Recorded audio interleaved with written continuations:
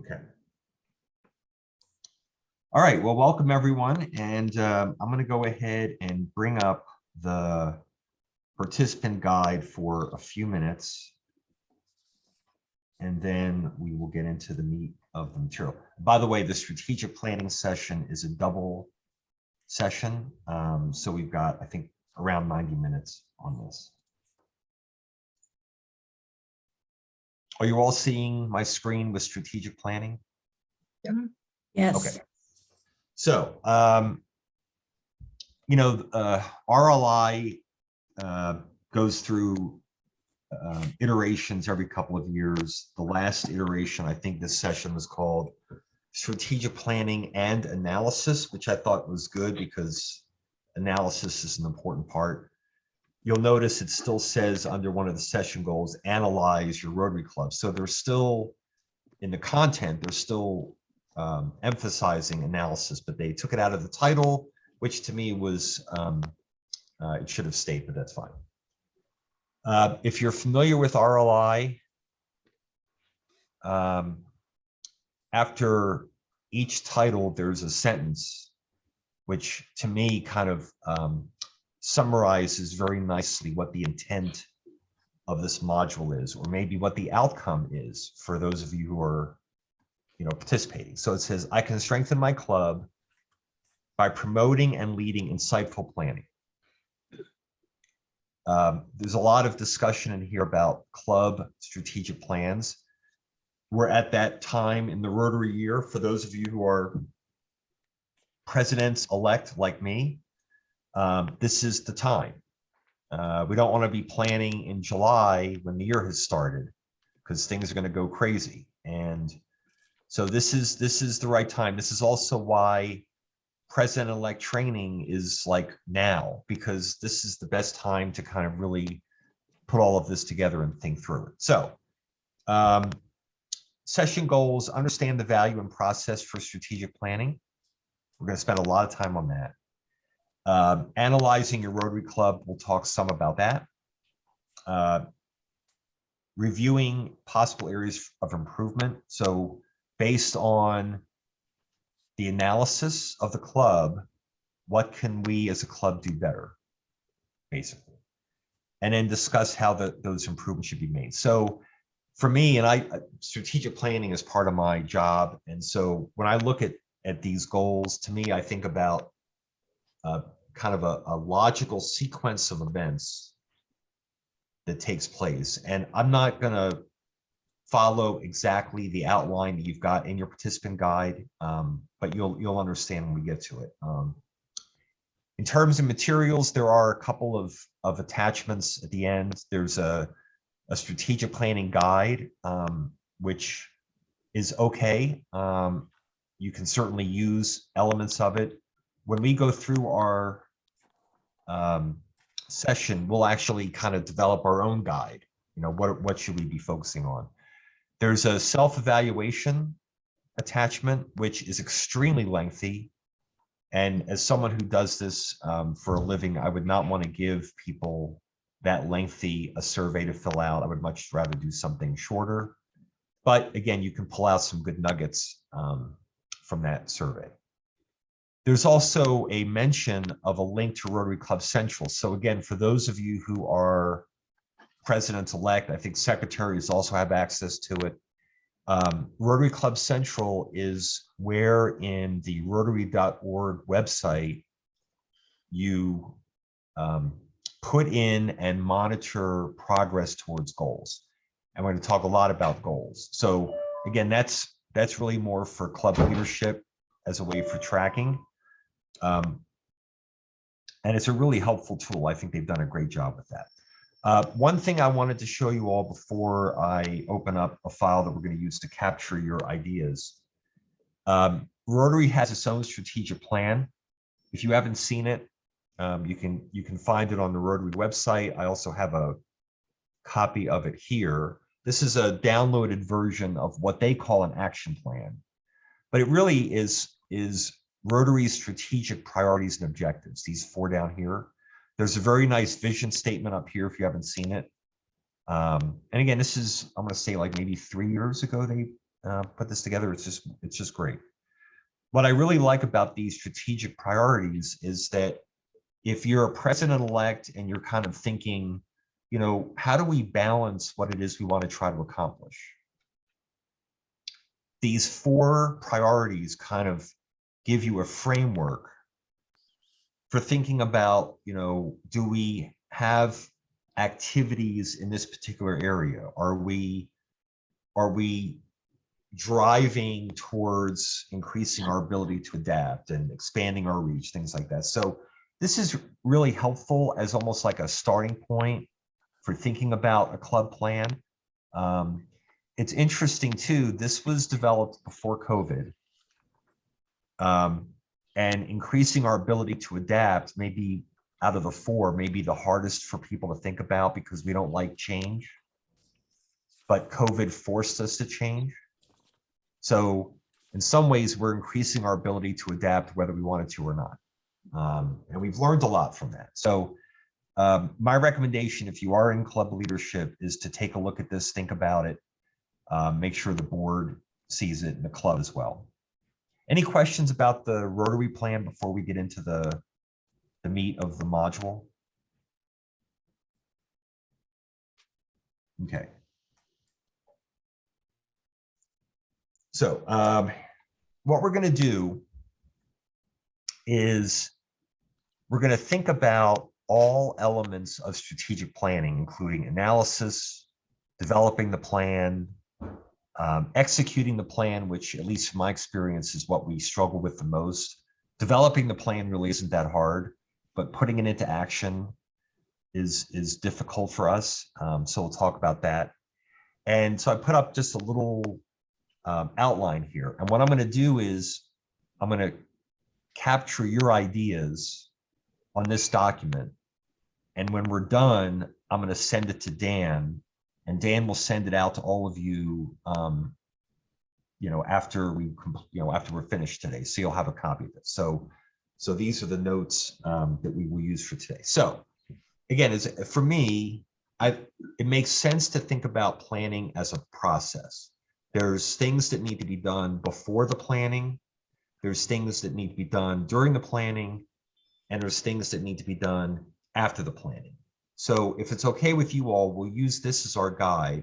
And as you'll see, we'll answer many of the questions that are in your participant guide anyway. We're just not going to follow their particular outline. And again, please keep your mics open. And my suggestion is to just speak up rather than use the chat, because I may miss it or I may not see it as quickly. So for those of you who've been involved in planning before, or maybe if you're an incoming president, and you're already thinking about this, what are the key elements to pre-planning or preparing to plan or planning to plan? I mean, there's many ways. Needs assessment. Yes. Okay. So preparing a needs assessment. So talk about that. This could be a community needs assessment. It could be a member's assessment on their needs as well. Okay. So there's different groups of people, right? Yes. And you mentioned too, are there any other groups of people that we should assess their needs or engage them in some kind of pre-planning discussions? Board members, your club board members. So but they're members, right? So let's put in here, including board members. Is that okay? Okay. Yeah. I mean, it's like you need your board buy-in in order to create a successful plan. Yep. And I would say we need the whole club to buy in, even if the whole club is not involved in the planning. Right. You don't want to throw it, you don't want to say, hey club, here's the plan, and it's exactly what you did not want. But trust me, it's going to work, right? It doesn't work. What other groups maybe want to engage as we're kind of preparing for our planning? Those people that you actually want to help you with this plan. Who would they be? like professionals, or if your club's to, if more than just your club, you're getting outside help, you need to probably find out who they are and see if they can help, if what they would need in order to help us. Okay, so if it's okay, I'm going to add a word because I That's think that's okay. what you were alluding to, which are like maybe partners. Yes. So if your club works with other groups, Mhm. Yeah. if your club supports charities in your community, Mhm. so that They call them like community partners. partners. Like community partners, yeah. Yeah, community partners. Let's put community. Well, here's the thing. We have community needs assessment up here, right? And without putting words in whoever mentioned that, that could be for something like a district grant. Like you want to do work in the community, so you reach out to some group that's going to help inform you as to what is needed, whether it's a local charity, it could be a government agency, right? There's different groups that you may reach out to get a sense of what the community needs. But there may also be partners that you want to work with in the community for the things that need to be done, right? So that's why we've got it kind of listed twice here. Yeah. That makes sense? Yeah. So this is really important, and it takes time to get information from people, doesn't it? So, I mean, if we're planning our meeting tomorrow and we haven't assessed anyone, it's unlikely we're going to get helpful information within 24 hours. That's right. So that's why we call this preparing to plan, because you want to think ahead. Like, boy, we really need some input. And by the way, and we'll get to this when we get into the planning part, but I often find it helpful to have a few of them be part of the planning itself. Right. It's one thing to ask, hey, Jan, you're in the community. Maybe you can give us some ideas on things we can do. It's another thing to say, hey, Jan, we think it's so important that we develop a relationship with you that we'd like for you to participate in the plan. Right. Be at the table. So it's something to consider, especially if you're with a small club and you struggle with, well, how can we get, I'd like to have a meeting of maybe 12 to 15 people, and our club is maybe 10 active members. How can we have a few more people? Well, maybe invite a few of the people in the community to participate. To me, it's a little bit more direct and less formal than doing an assessment.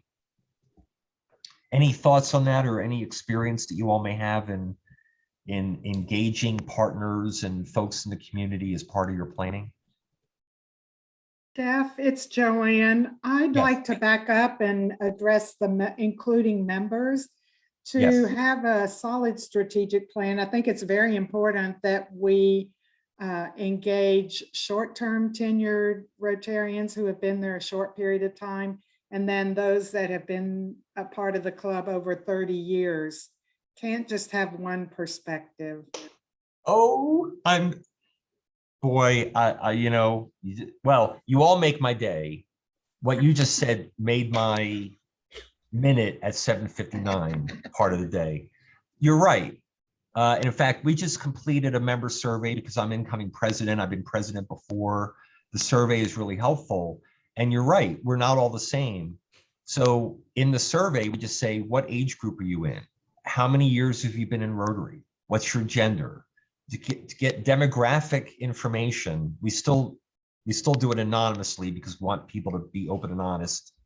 But the short-term Rotarians, especially, let's say, first 3 years, their needs and their interests are likely going to be quite different than the ones that have been in the club for quite a while.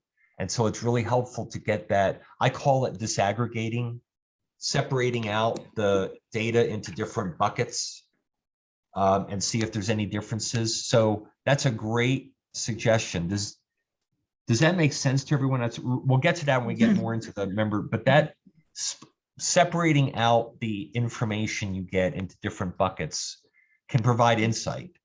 It doesn't always. So I may say, you know, how did the data look between, let's say, the men and the women? Maybe it didn't look different, but I'm still glad I asked, what gender are you? Because there might have been a difference. Sometimes there are. Hey, Jeff, Joanne? Yes. it's Ellen Bogdan here. Joanne just made me think of something else that might be appropriate. I think we should be gathering maybe the information from any kind of assessment or evaluation we did from folks who decided to leave a club. Yes. There are a number of people for various reasons that make that hard decision, and that, you know, could impact the pre-planning. Totally agree. Now, again, that's going to happen at different times, typically. I mean, ideally, if someone is going to leave, I'd like to have it, whatever you want to call it, exit interview, whatever, Right.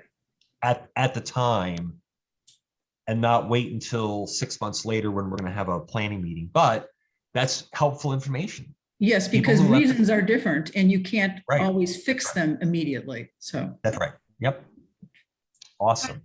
Jeff, this Yes. is, I was going to say, one of the things I think that's important up front, and you have some folks who are going to be presidents next year to include yourself, and is that you need a vision and an agenda to start with, because any planning, if you don't know where you're going, any road will get you there, one of those deals. So the incoming president needs to have some idea of what they want to accomplish during their year so that you can focus on these things. So would you not say that this is in the planning section, because this is pre-planning, which is preparing, and then the planning is the No, I actually, Well, you're saying? I don't think it is, and that's why I say it's because it needs to happen prior to the pre-planning, so that you can get, Yeah. because when you're pre-planning, you need to make sure that you're talking about doing a community needs assessment and getting the right people together. And if you don't know what you want sort of to do, in general terms, at least for what the club has done in the past, where you might have seen things that you want to change as the incoming president, those kinds of things, I think you need to address those up front. Well, so if I can, there's a practical consideration to what you're saying also. We're all volunteers. Mm. If I were the CEO of a corporation and I was going to have a planning meeting, we would do like a 2-day retreat in Hawaii. And if we had the time, we could do a visioning part of the agenda if we had time, and say, hey, everyone, you know, we've got our member survey data, we've accessed, you know, we've assessed the employees and all of that, and let's spend an hour kind of crafting a vision. I've seen that done, but you have to have the time to do that. And typically with volunteers, you don't have that amount of time. So if, as you're thinking about how the planning is going to go, if you don't feel like you're going to have the time, thinking about what you want to accomplish as kind of like a prelude or like a starting point to the planning, I think makes sense. If I understand what you're saying, Dad. Yes. Having said that, if during the planning things come up that I, as the incoming president, didn't think about, what they want to accomplish can shift, right? Yes, absolutely. It's not cast in stone, but it's almost like just a starting point. And a lot of that starting point comes from the feedback from the members. Not all of it, but that's why we do this ahead of time. So a lot of clubs don't have a vision per se. If you look at their plan, they don't have a purpose or a mission or a vision. They may use Rotary's vision. I like the idea of thinking about a mission and a vision and a purpose and things like that. I think it helps provide a framework, like a North Pole kind of a notion. But again, just getting clubs to do planning is not easy. You know, we've got a lot on our plates, but yeah, it's very helpful. The agenda is certainly something we want to develop before the meeting. We don't just walk in and have random discussions. So that is, and we'll talk about the agenda in a little more detail as we go through other things we need to consider before we plan. What else do we need to do? Oh, let's go. Yeah. Can I have a clarification though? Because I'm trying to understand what you guys are talking about. So here the vision is being a vision to plan the planning, correct? Because we're not talking about the vision already in the planning. This is that vision. Because I would like to understand what is the meaning of the vision here. Well, for our club a few years ago, what one of our presidents came in with was the vision was to be the most recognized service club in the greater Leavenworth area, right? We kind of encompass Leavenworth, Lansing, Easton, Kansas, all of that area. But there are the Lions and there are the Kiwanians and there are all these other folks. And so that was sort of our vision. And then we started sort of crafting our strategic plan to do things that got us into the community more so that we were more recognized, because the Lions delivered garbage bags. So everybody knew who the Lions were, right? But a lot of people don't know, surprisingly, what Rotary is and what they do. And so that's what we used for an overarching vision for everything we did after that. So here, I wonder if the visioning is really meant to be in the planning part rather than the pre-planning. Exactly. That's what I was trying to also to convey, because the vision, I mean, if you trusted your leader to come with the vision already pre-planned and you say like, okay, we are not talking about it, we're not kind of throwing it out there between the members, that's cool, right? But it is not, if we're talking about a vision of the club, it should be in the planning. When you're talking about the vision of how you want to do this strategic planning, then I would agree that it's pre-planning, because it's about how it's your vision, how to do the planning part. But the planning aspect of the vision for the club, it should be in the planning, because that's where you're already doing the planning. So if it's okay with everyone, what I added here is it could be done during planning, but it takes time. So an incoming president may have a vision and walks into the planning meeting saying, here's what I'm thinking, but it could be adjusted during the planning depending on what comes up. So if I understand what Diet was saying, the vision could be developed before the planning meeting, but things may happen to it as the plan is flushed out. That's what I'm hearing. Yes, I would say this, when we came up with this vision, the same thing was the way the vision was developed was by the P's, right? The past president, the president-elect, and the vice president of our club, for the 4 P's. And plus a past district governor that we happen to have in our club. And so we came up with that vision as a small group before we started doing any planning for the entire group. So it was part of our pre-planning. And I think our presidents have continued to do that. And one thing to keep in mind as we go through this, and I think you're already kind of seeing this, is that there's not like a single way that it's going to work for everyone. No, and so whatever club you're part of, the size, the dynamics, the level of interest, it's going to be different. There's not like a single, this is how it has to get done. But there is this is how it should be done for our club, our leadership, our dynamics, our membership. But as we go through this, I think it's healthy to kind of look at maybe some differences between how different clubs think about their planning. Okay. There's another big piece of pre-planning. There's a couple, but what else do we need to do? I have a thought. My thought is location of where are you going to meet to have this planning session? Because I think you need a place. Yeah, You need a place where everybody is comfortable, where we have room to spread out, where, you know, with our paperwork or whatever, and that kind of thing. So if it's okay, Bianca, I just put logistics. So that's location, time. Yeah. Is it going to be online or in person? What about the food? Believe me, the first time I facilitated a planning meeting, I didn't think about food. I'm like, well, who cares? We're focusing on mission and vision and goals, but everyone was hungry and they were upset and they were not engaged. So, Right. so yeah, got to work out the logistics. Okay. Jeff?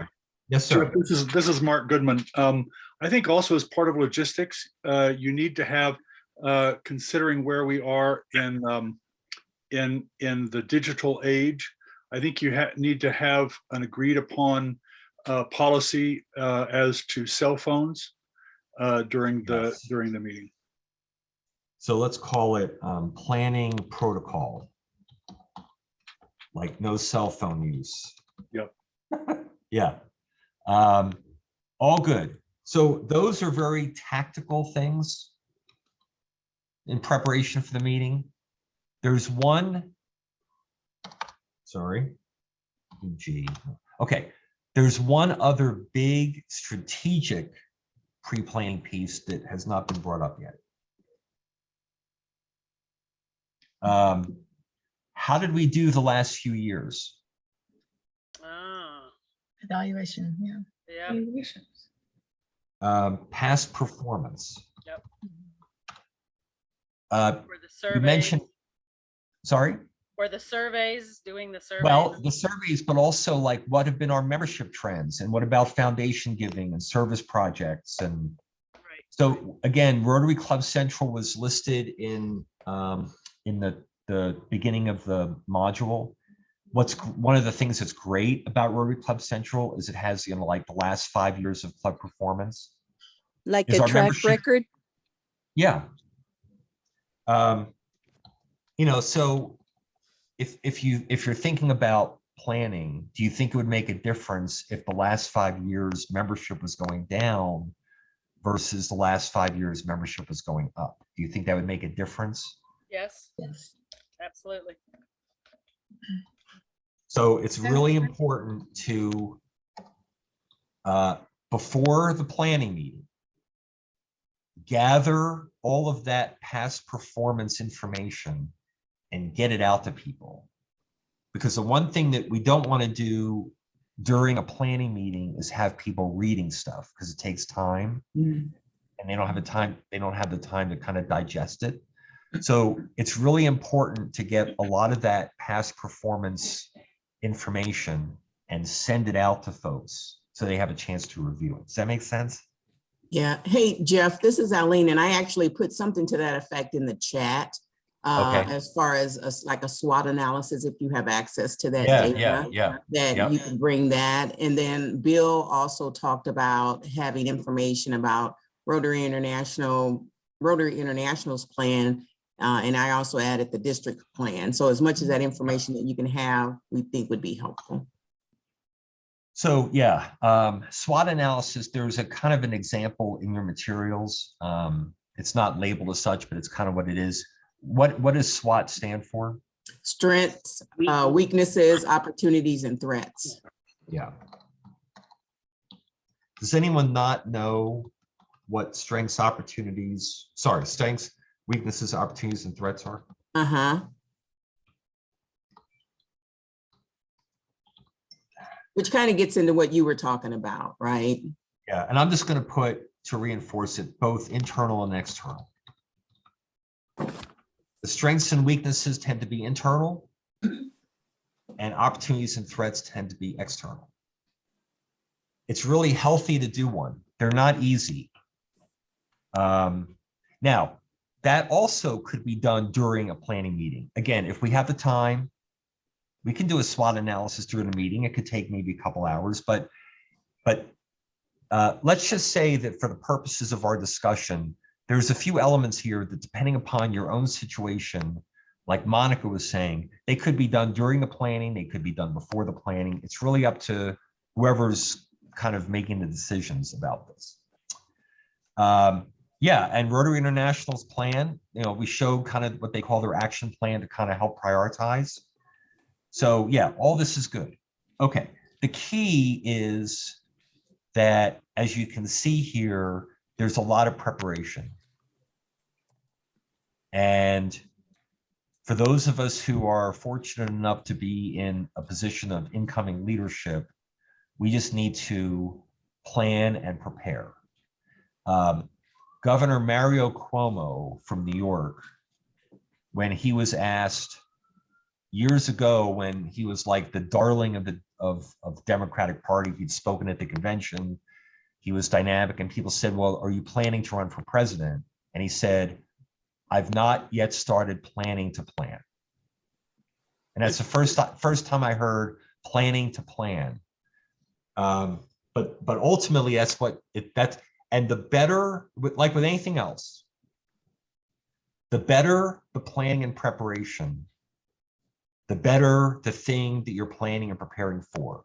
Would you all agree? Yes, absolutely. Okay. So this is not a complete list, but you can kind of get the gist. Jeff? Yes. Yeah, I have a question. I think when you're inviting outside help to come in and be engaged in this process, anytime you ask somebody to do something, they want to know what is the time commitment. And, as we talk about the logistics and the planning protocol, all of those things, they want to know, is this going to be one evening, one afternoon, or is this for the next 4 weeks? Yeah. And that's the thing. Again, if I were the CEO and we had a retreat in Hawaii and we've got 3 days, we've got 3 days. Now, of course, people are going to be swimming and doing other things, but we're volunteers. We have a lot of other things on our plate, and we've got to be very efficient with our time. It's not likely that we're going to find, 8 hours or 12 hours to do something like this. It may be like a few club meetings we get this done. It could be a couple of board meetings. We have to be very sensitive to how much time people are willing to spend on this. And I think going back to the discussion we had earlier, if we determine there's not a lot of time, then some of the things that we may have been doing during the planning, we'll do before the planning. That is a strong consideration for how all this is going to work out. So I totally concur with that. Jeff, it may be a little premature, but should there be a calendar for the implementation of the plan? Execution. I'm going to put that down here. Execution of the plan. I'm going to put that in post-planning only because, unlike some of the other points that you all made earlier, it would be hard for me to come up with a calendar for the execution of the plan if I haven't seen the plan yet. Right, sure. The only thing I think go ahead.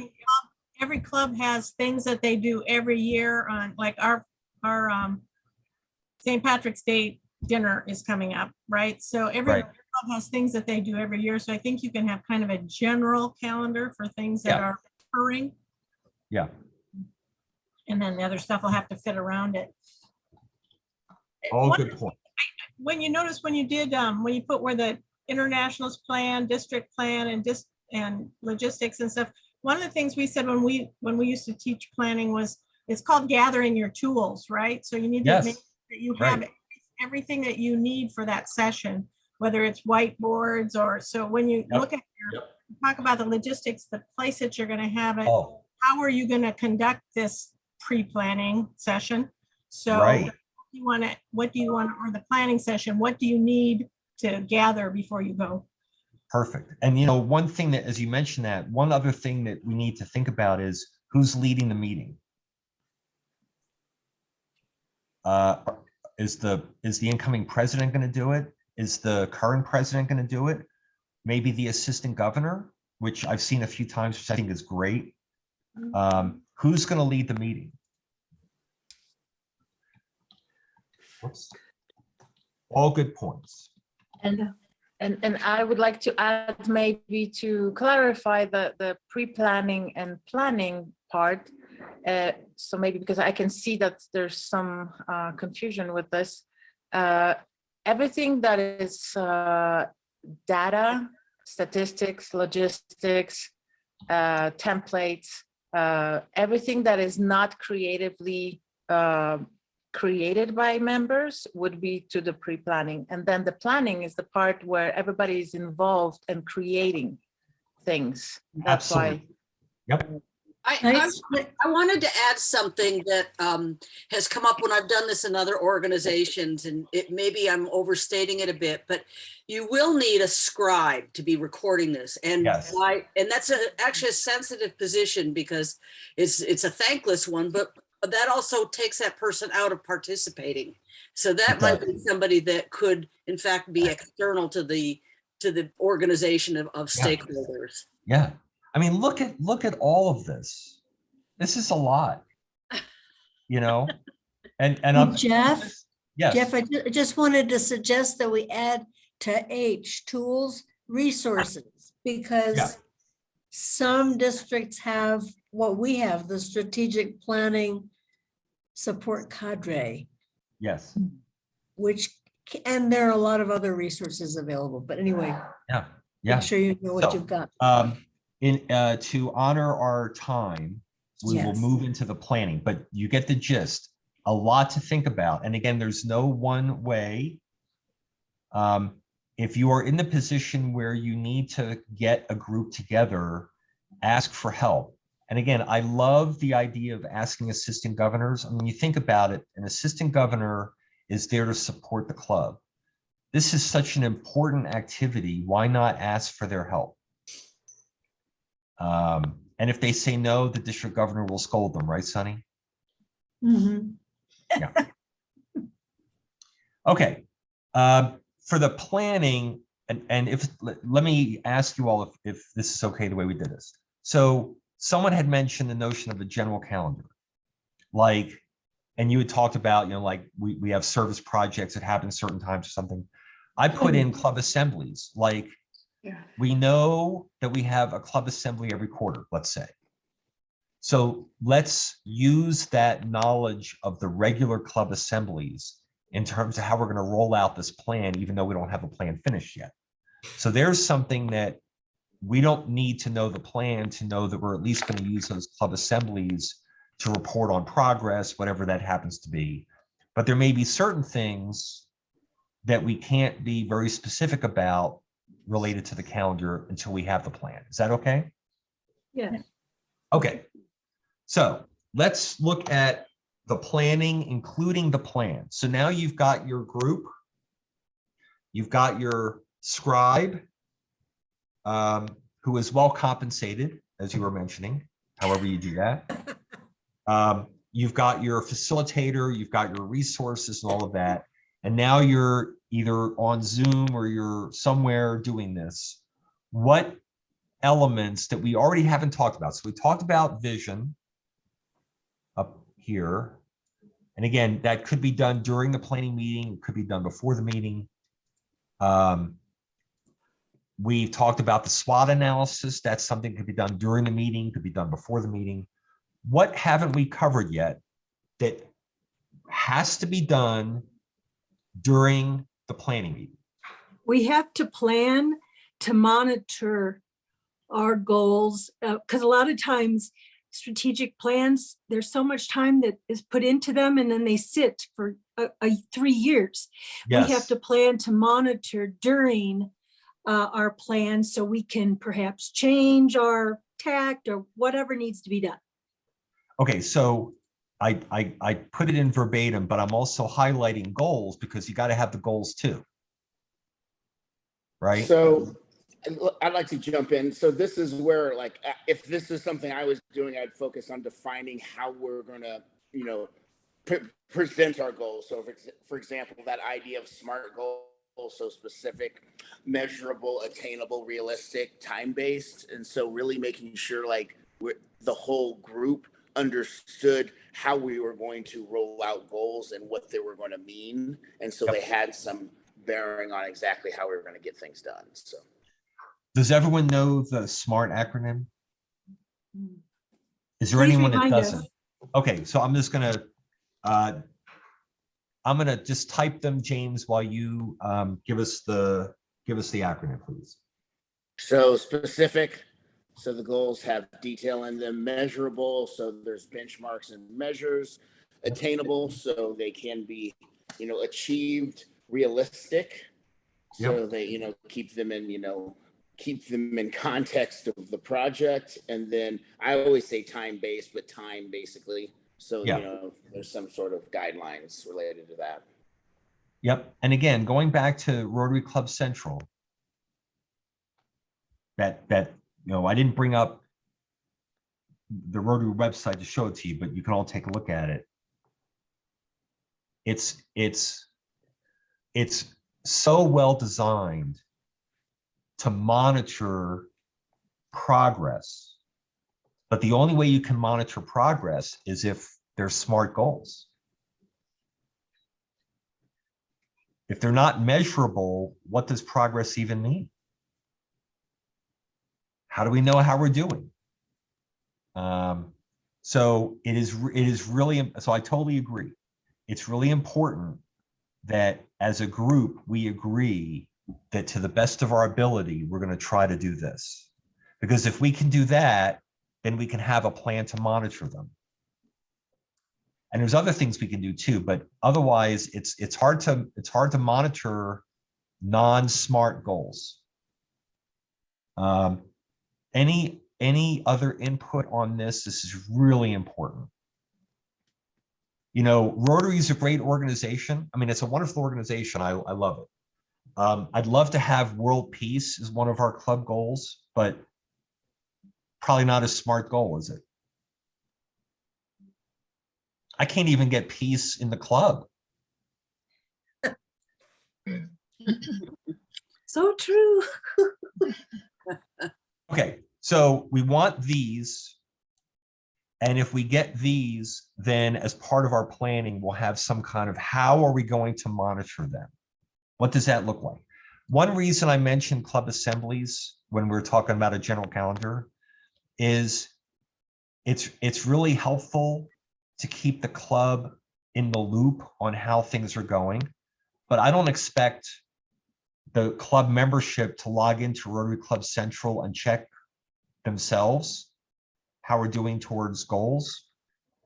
Why not use the club assembly as a regular report out? Like, hey, everyone, we had this plan at the beginning of the year. Maybe it was a 3-year plan. How are we doing? And it doesn't have to be all that complicated. And we'll get to that when we get into post-planning, but maybe just kind of like a report on membership. Here's how we're doing. Here was the goal, and here's how we've done so far in the first quarter, second quarter. It keeps the club informed and hopefully engaged. And it lends itself to really excellent discussion. Like, let's say we're not doing that well towards meeting a goal. So now we have our club assembly and it's like, all right, this was the goal we set and we're nowhere close. Does anyone have any ideas on things that maybe we can do that we haven't thought of because we're behind? I mean, it lends itself to really excellent discussion rather than just here's how we're doing, right? So it's a great opportunity to engage the membership. Okay. SMART goals. How many should there be, do you think?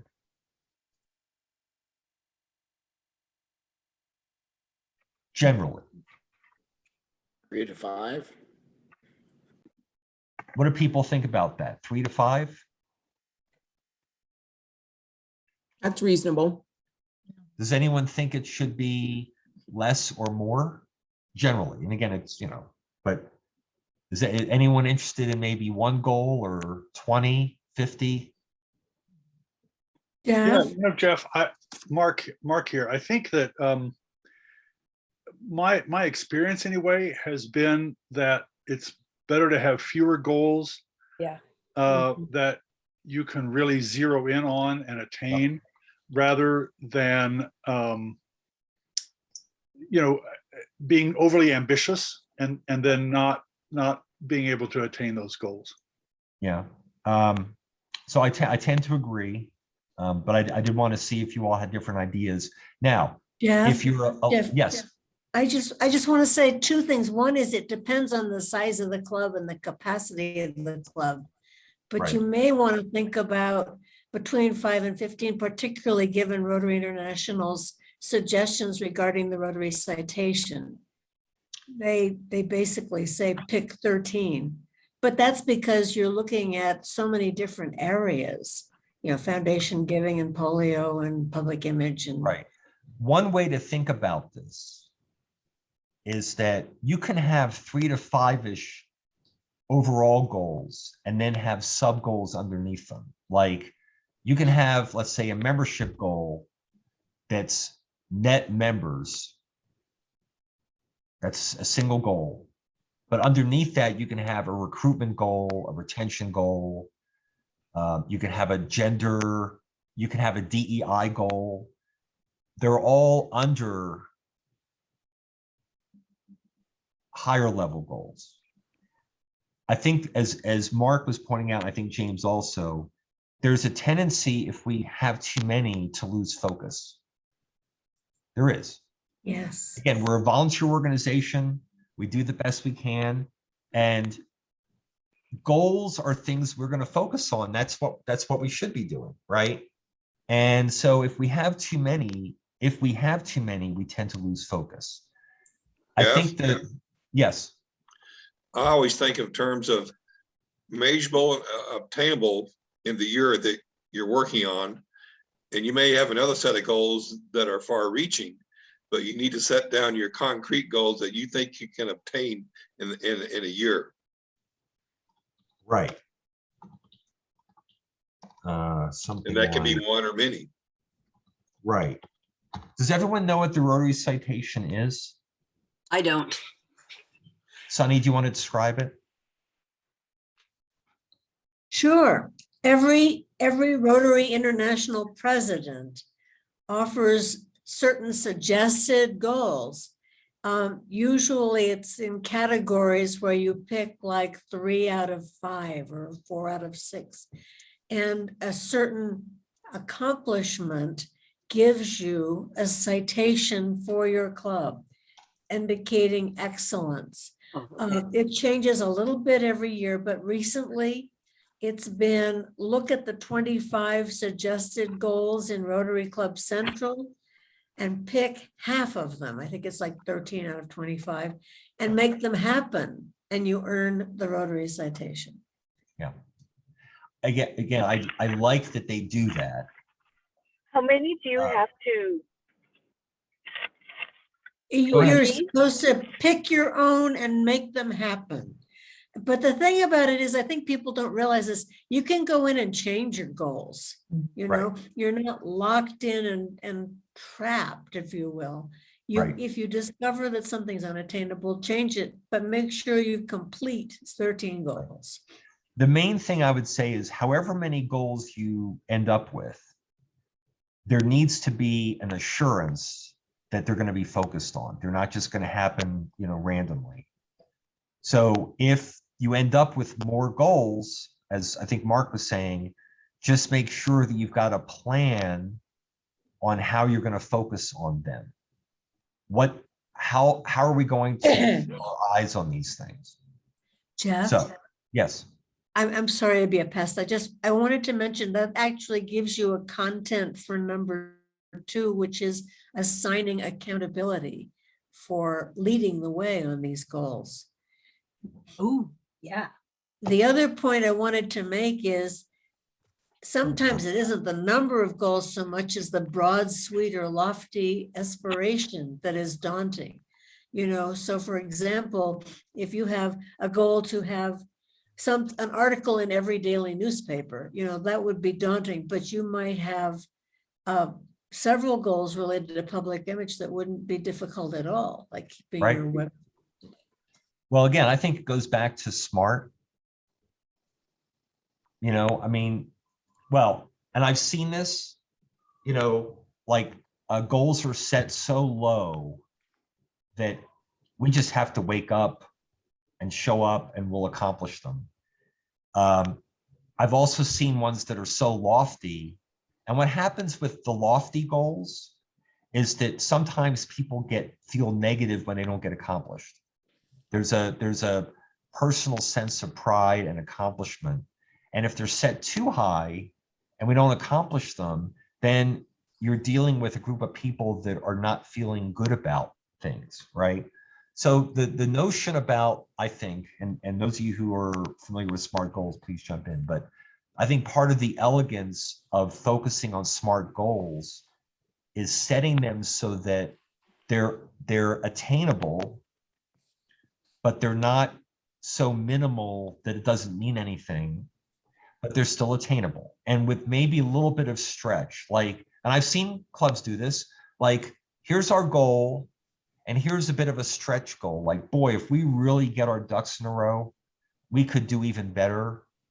And what would that look like? You know, I mean, again, each club is different. But if they're not attainable, then people just have a tendency to not feel good. Hey, Jeff, Yes. can I add something? This is Bruce. You know, when I was club president at Del Sol, I used the citation, and it worked really well. And but we're a fair, you know, we're considered a large club. When I was an assistant governor, one of my clubs was pretty small, less than 25. And they asked me, well, what should we do? I really, you know, they were not setting goals very much. I mean, they had a fundraiser and stuff like that, but they really hadn't sat down and done it. And so they said, well, what could we do? And I said, well, start with at least one goal for each avenue of service. Let's start with that. And then see how it goes on. And that's what they did. And they've now grown a little bit, and they've been able to add on and do extra things. So you know, the size of the club does really, as you pointed out, it does impact significantly how much you want to try and get done.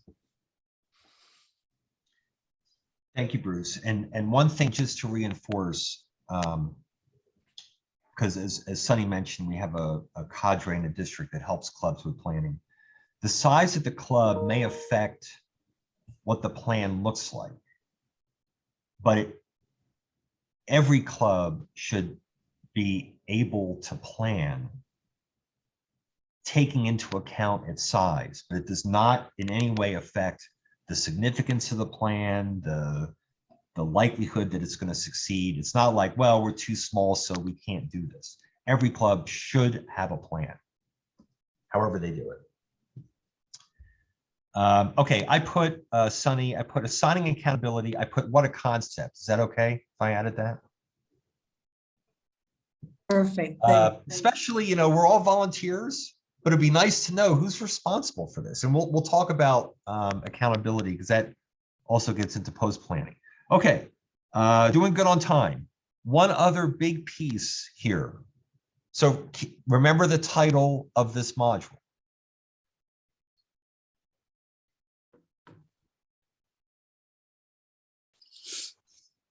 What else would it be helpful to have in our plan? Do we need a specific way to, I mean, you say plan and monitor goals, but yeah, so we need a, never We mind. need that's where I was strategy. going. Strategy, what, yeah. Who said it? Me, Donna. We need strategies. How the heck are we going to do this stuff? Strategies and more than actions, like specific actions to the goals. Right. assigned. So one way to think about it, is that we've got to develop goals, and the goals are kind of like the what's. Like we're gonna grow by 5 additional members this year. That's a what. How are we going to do that? What's our strategy? What's worked before? Again, that past performance. Hey, we had that one year when Bruce was president, when we grew by 10 people. And not only did we grow by 10 people, they're all still active in the club. How did we do that? Or We had one year where we lost 5 people. How did that happen? Because we don't want to repeat something that didn't work necessarily.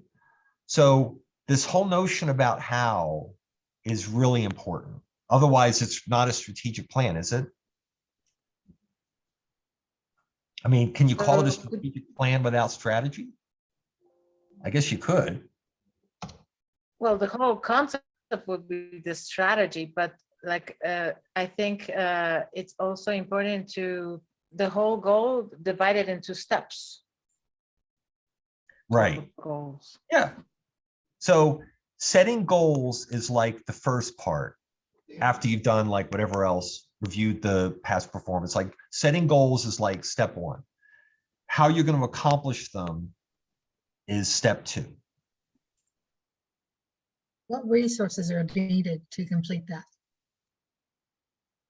Is that, are you asking, or is that part of your strategic? That's part of it. Well, as part of it is, well, what resources would be needed to complete your plan? Right. Right. We're volunteers. Right. We're volunteers that have personality, have competing interests. How are we going to do this? What resources are available? That's a great question. What's worked in the past? But could you, but I was, Jeff, I was referring to like each goal, put a divide into the steps to accomplish the goal. So like the goal 1, and then A, B, C, D until the accomplishment. And that's for the each goal that we have, because that will help us to break down the goal and make it more attainable. So give me 1 second here. I got circles through. So if I understand what you're saying, and again, a lot of this gets into how much time do we have. We're going to get into action plans. Remember in the module at the beginning, it had, how do you execute the plan? So executing the plan occurs after you've developed the plan. And in order to execute the plan, we've got to have those steps identified, like you were saying. If we have time, we can come up with the steps during the meeting. But if we don't have time, we could come up with the steps after the meeting. Again, part of it is time, part of it is, you know, who's there. That generally speaking, and part of the preparation up here, all of this stuff, is how much detail do we think we can get into in the planning session itself? How much detail? And if the answer is maybe 50% of the detail, because we don't have enough time, or we don't have the right people, maybe the other 50% occurs after the steps like you were referring to. So it really does kind of depend. But at a minimum, even if we don't come up with all the steps, maybe the key steps, like we may not have all the detail, but boy, that membership drive we had 6 months ago at the community college was gangbusters, right? So there may be like key steps or major thrusts, but maybe not all the detail. Did I say that right, But Jan? that Go ahead. that kind of connects with assigning accountability, because when you and you're right, I mean you're putting these factors of if we have time, if we have volunteers. I don't really have that in mind because it's kind of like it makes things more complicated to attend to these factors. So I'm just purely thinking about the theory of strategic planning, right? On the paper, on our documents here. But yes, you're right. Like if you don't have enough people, then you will not have enough time. But just elaborating the goal and then not expanding on it, then you will not be able to assign the accountability on it as well. Because then the goal, if we will just leave it like that, it will be just goal that everybody will know about, but then not knowing how to go about accomplishing it. So I think, and someone mentioned it earlier, it might have been James. And how is it worded? And it linked to accountability. Oh, it was when we're talking about goals. So our club has a certain number of committees. And even if we're a small club, we may have fewer committees, but we still have committees, I'm assuming. If we have 5 committees, it would be nice if each committee was accountable for at least something that we came up with. Because if a committee isn't accountable for anything, what are they going to be doing? Now, it doesn't mean that they're not going to be effective, but they may not be part of the strategic plan. But if the committee chairs, at a minimum, the committee chairs were participating in the planning meeting.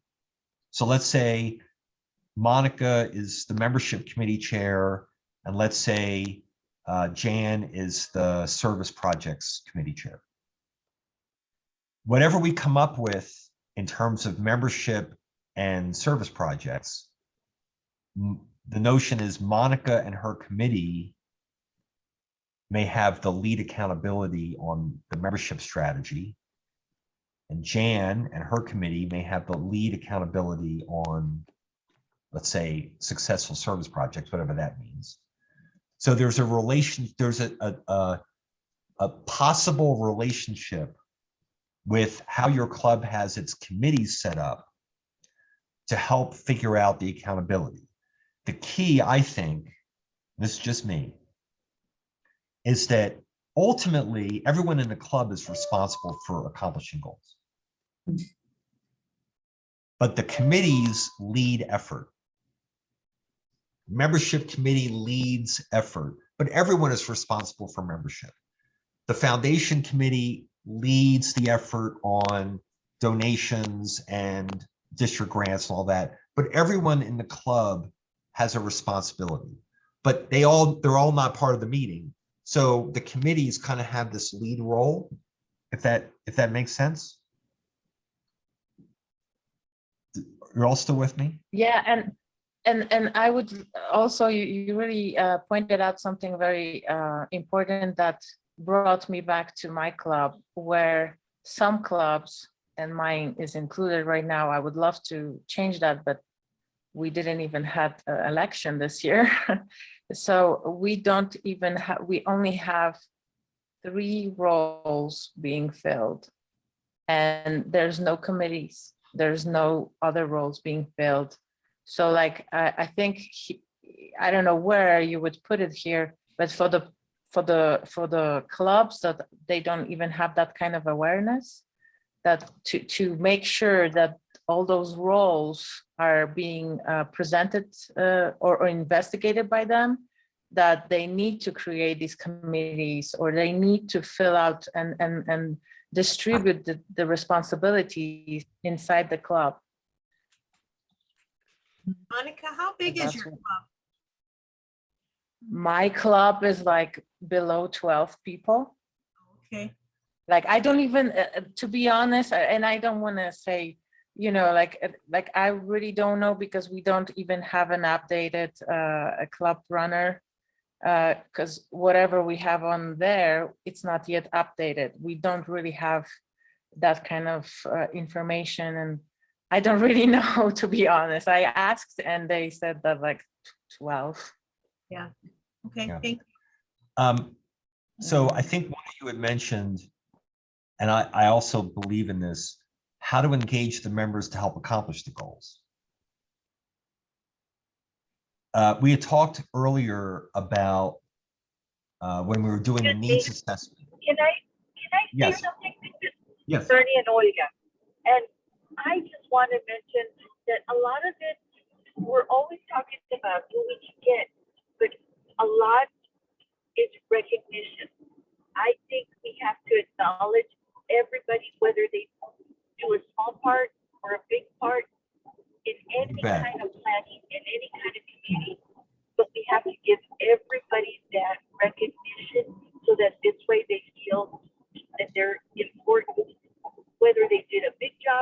job or they're going to be part of this job.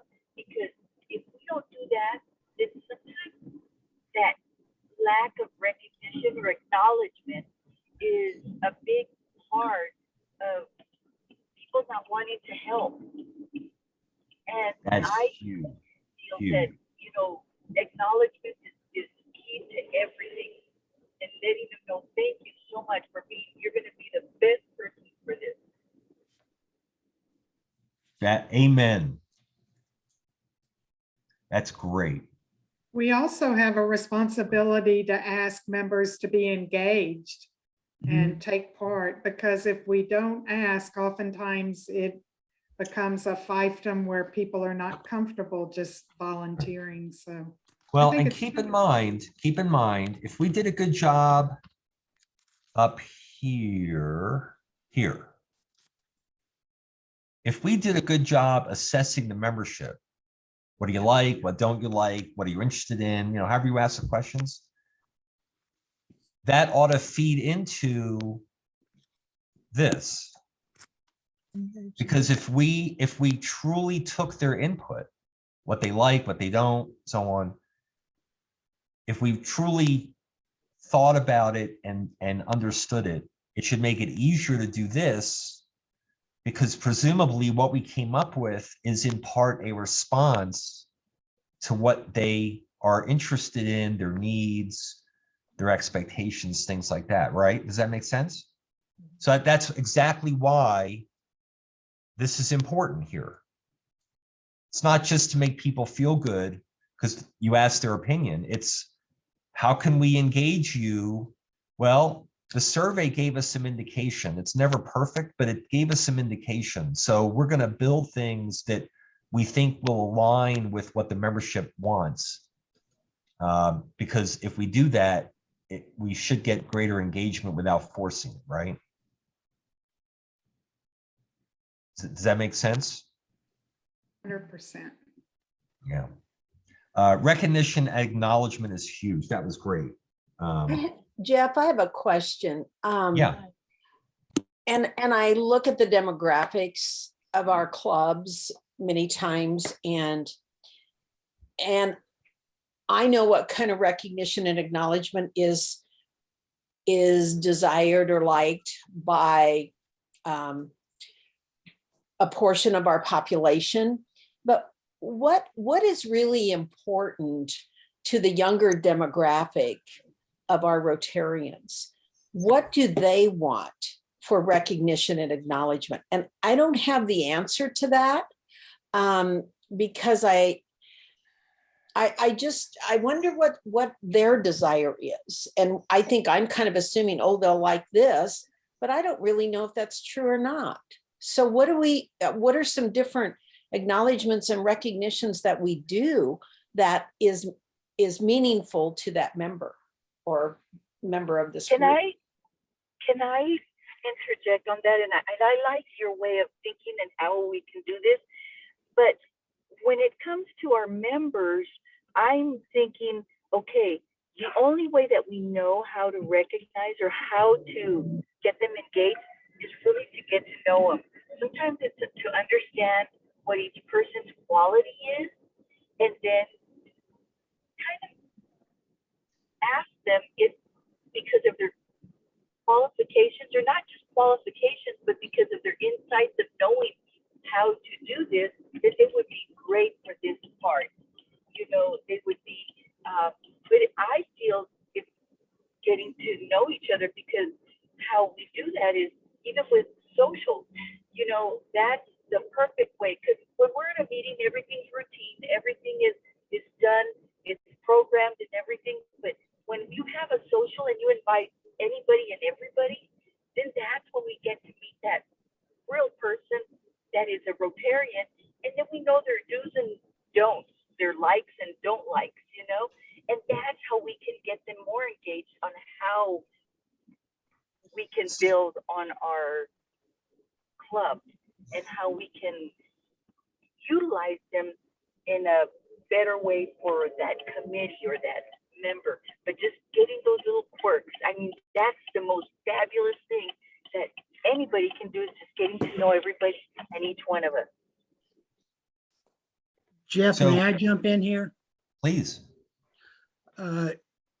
Acknowledgement and recognition are extrinsic rewards. They are the only thing, the only pay that we have to give a volunteer. That's an outward sign, okay? What we're talking about now is getting to know your people and having intrinsic rewards. What turns Bruce on? Is it just the ability to associate with some people of like mind who get excited about something that he does?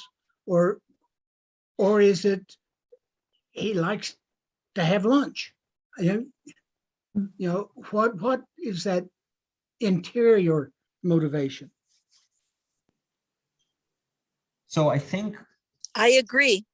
yeah, thank you. That was very well stated. I think one reason why this is designed as a double session is because it affects so many other things that we talk about in RLI. Like right now, we're talking about member engagement, right? But ultimately, if we have a strategic plan, engaging members is somehow in there. Like, how are we going to do that? Regardless of what the goals are, how are we going to engage the members? And realizing that the younger members may be kind of different in terms of what their engagement looks like or what they're interested in. Do they need recognition and acknowledgement? What does that look like? I think all of it is relevant to consider in a plan for the club. And as an incoming president, and I think Rotary has figured this out, we just have to take advantage of it. One of the most important reasons to have an incoming president identified at least 1 year before they start is because if they don't know the members, they don't know how they react, they don't know what interests them, they've got time to learn and ask and understand, right? I think that's what you were asking.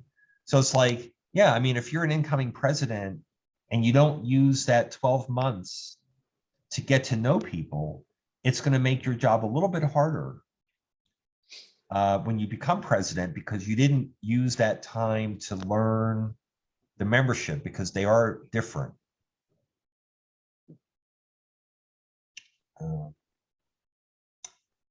Okay, we've got about a half hour left. Can I add something to the new member recognition part? I just wanted to add, when it comes to the acknowledgement and recognition, like new members, for sure, we are living in a era of games. So as you, so gamification of recognition, it's another strategy to apply. Right. So I'm not going to prescribe anything in particular, but I would just say one thing that probably does not work is to say, hey, Monica, you did such a great job with that project. Here's 5 more to do. Oh, yeah. I'm just guessing that's not going to work. Okay. No. So, I wanted to spend a good half hour on this because as the module kind of alluded to it, the planning itself is not that hard. It's not that hard to get a group of people around a table and review data and come up with goals. What's hard is execution. It's really hard for us because we're volunteers, we're busy. Most plans fail not because the plan wasn't a good one, it's because it wasn't executed. Failed to plan. Yeah. So we need to have that figured out. Now, some of that you all identified, there's things we do in the planning to figure out how we're going to execute the plan. Like we're going to talk about that. Now we're going to get into the actual on the ground. How are we doing this? So you'd already identified, we want to have a calendar for the execution.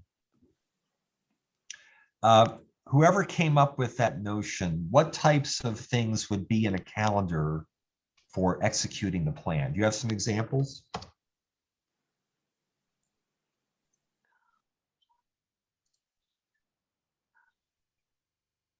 Anyone? You might Uh, consider special events that you have coming up. Maybe you already have a fundraiser planned. You don't want to involve people with that. What are some regular events that you participate in as a club with the community that are like service projects, and make sure that those are all identified? Yep. We talked about the club assemblies. Jeff, how about periodic updates on progress? Well, let's add that to the club assemblies. Oh, okay. Periodic updates. So one thing that generally speaking, we don't do a good job doing is communicating to the members how the plan is going. Right. We just don't. We may communicate it like at board meetings, but what better reason? I mean, if Rotary is expecting us to have a club assembly every quarter, what better reason to have a club assembly than to give updates and progress on the plan? How are things going? What can we do better? Someone mentioned it earlier. Plans don't just sit on shelves; they get acted on, and they sometimes get adjusted. So, engaging the membership, we want to have buy-in, and so use the club assemblies. And again, Rotary Club Central is great. Provides nice visuals and graphs that you can show, and here's how we're doing with membership, and here's how we're doing with volunteer hours and service projects and all of that. Yes. Eileen put in the chat deadlines. I was gonna say major milestones or benchmarks for the goals would be a good thing to put here. Yes, I was going to mention milestones too. I already mentioned our stew is coming up, and because of COVID and all that, we had several milestones that when we got to, we decided how we were going to do it, whether we were going to be in person or whether or execute it at all, because you'd have to buy meat, you have to buy vegetable, all that stuff has to happen. So yeah, I think the benchmarks and milestones is key. Yeah. I agree. Adjusting a plan is not a sign of weakness. To me, it's a sign of strength. Oh, I love that. Oh, I love that. Brilliant. Adjusting a plan is not a sign of weakness. It's a sign of strength. That's perfect. The caveat is that the adjusting wasn't like some random thing. Like I woke up one day and I thought, man, that second goal is just awful. I'm just gonna willy-nilly change it. It's adjusting based on how things are going, right, Joanne? It's like that continual monitoring. This is going well, this is not going well. It's adjusting based on analysis, right? Correct. And I find we're in a modern world. In days past, we would communicate through the telephone. Now we have to figure out how do people want to communicate via email, text, phone, etc. So that's getting down in the weeds, but it is very important to know the methods of communication. And I think, and again, you may have different points of view on this, but it kind of lends itself to a sense of transparency. Yes, transparency. Right. As opposed to like we're holding everything tight. Yeah, I think Ellen can identify.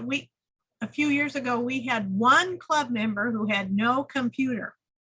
And so, everything goes out on computer or text or something. And so he has passed away since then, but for years we had to print everything for him so that he could get the information that everyone else got electronically. Adaptability. Yes, exactly. But you know, Ellen, Ted was not adaptable. That was very generous of you to do that, really. Well, How but is see, the everything success you're, going to be measured? I'm sorry, say that one more time. How is the success of the plan going to be measured? Oh, great. How is success measured? For me, it's just waking up and getting my Wordle done. For Rotary. But no, but you know, so back here, we said we're going to set measurable goals. If not, then this question makes no sense. If we didn't set measurable goals, then it's hard to measure success as it relates to the goals, right? True. Okay. So what does success look like? So let's say we set goals, and let's be lofty. Let's say that we have a 3-year plan. And by the way, Rotary recommends a 3-year plan, not a 1-year plan. 1-year plan is better than no plan, believe me. A 1-year plan is great. If you set a longer term plan, it suggests a few things like the person who's going to be in leadership in the 2nd year is on board with the plan, even if there's adjustments. They're not like, well, I'm just going to throw that away. And that certain things that we set out to accomplish are going to take longer than a year. If everything we think we're going to accomplish is going to be done in a year, then what's the point of having a 3-year plan? Okay, so with all that being said, if I'm 1 year, if I'm looking at the 1st quarter, so now it's September, what does success look like in September for a plan that we developed? What is that? What is that?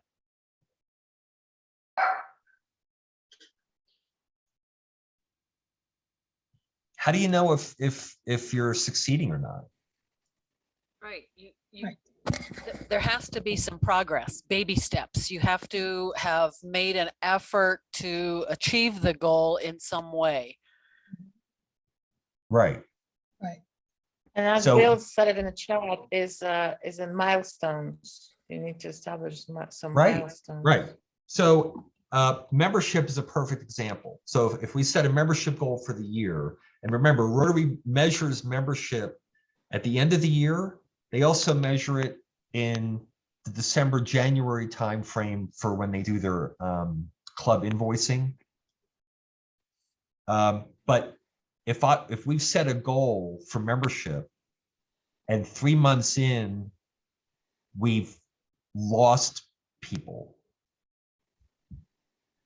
that just is going to make it harder, not impossible, to recover and accomplish our goal for the next 3 quarters or for the next 2 years, right? Right. So we didn't make progress in the 1st quarter.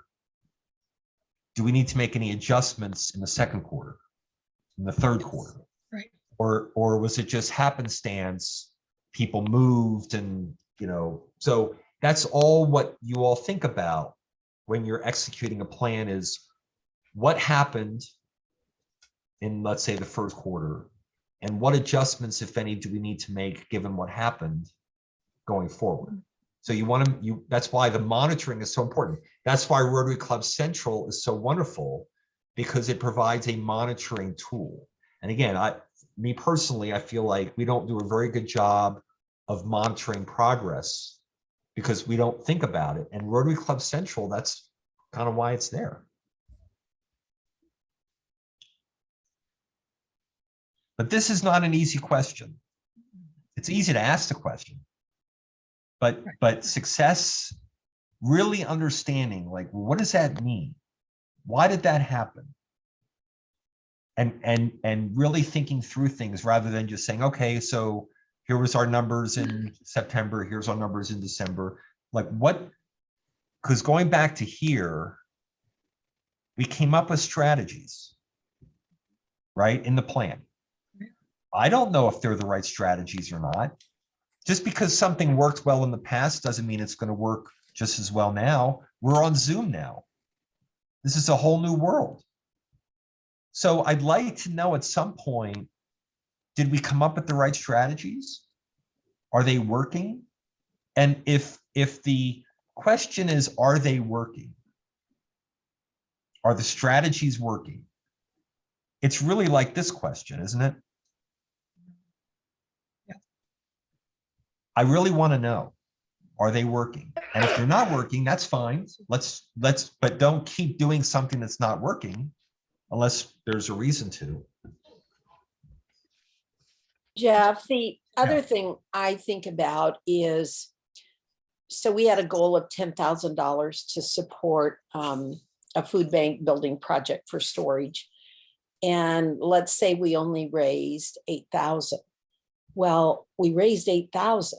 And so I think sometimes we forget to remember the good we've still done, even though we have not reached that ultimate goal, which for the size of our club, the current situation, the current climate, maybe it wasn't realistic. And I think sometimes we sell ourselves short by not patting ourselves on the back for the good that we have done. Totally.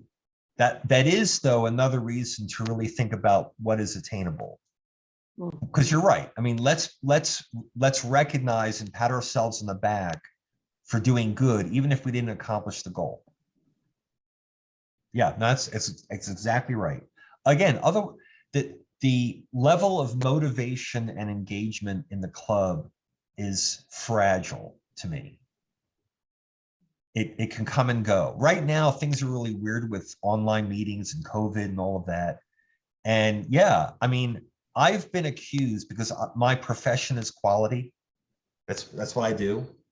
And people have said to me, Jeff, you have a tendency to focus on how we can do better. It's a legitimate question, but what's wrong with how great are we right now? That's a good question too, right? Because a lot of people are not necessarily going to be motivated by the idea that we have to keep improving all the time and do better and do better and do better. So yeah, recognize success,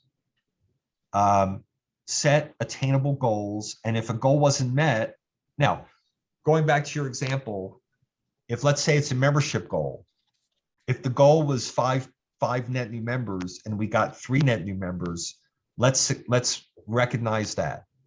If we lost 3 new members, let's acknowledge it, be transparent, and then say what happened and how can we turn that around, right? So it really depends on that monitoring of what we're seeing as to how we respond. And yeah, go ahead. Oh, I was going to say, in line with what you're saying, I think we might want to capture that lessons learned is part of the whole process of monitoring. Yeah. And again, we have to be transparent. I don't know about you all. There are certain people, and we're a humble organization, but there are certain people who take pride in things. And if a lesson learned is something that didn't work when someone was a president, they may take it personally. And the thing is, it's not necessarily people. It's not Sunny didn't do a good job of overseeing the work of the assistant governors when she was governor. It's lesson learned about what actually happened. It's because it can get personal. Good point. Actually, there's another piece to it too, which is what are the ancillary accomplishments? Like who did we engage or become a partner with or open a door for? That there may be things to acknowledge. It's Gesundheit. Yeah, I heard a sneeze. Yeah. Okay, all true. We got 15 minutes left. Let's go back to this one because I think we should spend a few minutes on it because we just touched on it and then didn't get into the detail. Jeff, this is Deanna again. I have one more on the strategies, and I think I'm probably more aware of it now just because of COVID. as we think about our strategies, we have to think of our current situation that we are in. Like what we did 2 years ago, which we'd planned to do a first responders event again. But with what's going on and has been going on for 2 years, we don't have the climate to be able to do that. So I think we have to understand what is the climate we're in right now. And I just think we have to take that into consideration. So if I understand what you're saying, if any of you were, so Sunny may be a good example, but there may be others. So if a club or a district had a plan pre-COVID, Mhm. and then COVID happened, you would think that the plan may need some adjusting. Maybe not the goals, but maybe the strategies. Like, gee, we're meeting online now. You know, it's interesting. As just an example, and then I want to get to action plan. But, you know, this has been awful. I work in healthcare. It's just been a disaster. We hear that because of online club meetings, that clubs are getting speakers from Australia and Brazil, and you know, and they're awesome, and they love doing this kind of stuff. I had our zone director come and not come, but be on Zoom and talk to the club. It was a great outcome of a terrible situation. So if I understand, so understanding the current situation and adjusting to it is part of this whole notion that strategic plans change because circumstances change. And it's healthy to do that. It's not a sign of weakness. It's a sign of strength to acknowledge current situation is going to require us to rethink. And what does engagement mean when I can't be in a room with you and give you a hug and ask, you know, it's like, it's different, you know? So yeah, this is really, really important. Thank you for bringing it up. And okay. Jeff, I don't know if we have it there, like something like fiscal and revenue projections, like in the part of strategy planning. I don't know. I must maybe miss that. I mean, got to have budget on board. You know, it goes back to resources. We talked about you know, what resources are available. That also is financial resources, right? So, yep. Okay. 10 minutes.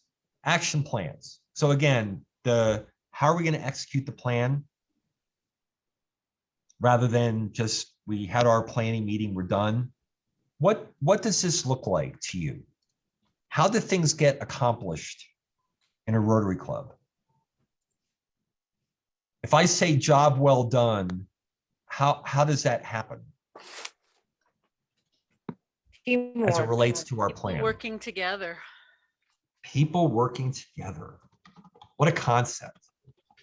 Can I add collaboration to that? Is that okay? Yes. We're like, for you Star Trek people, we're like the Borg, right? We're like just a collective. But in reality, a lot of times we don't collaborate, we don't work together.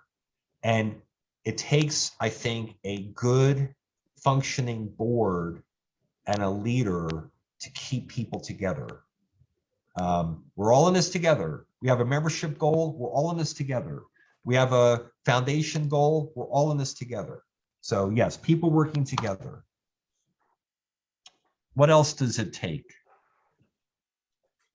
Communication. What type of communication? Efficient. Okay, I like that. Who wants to bloviate?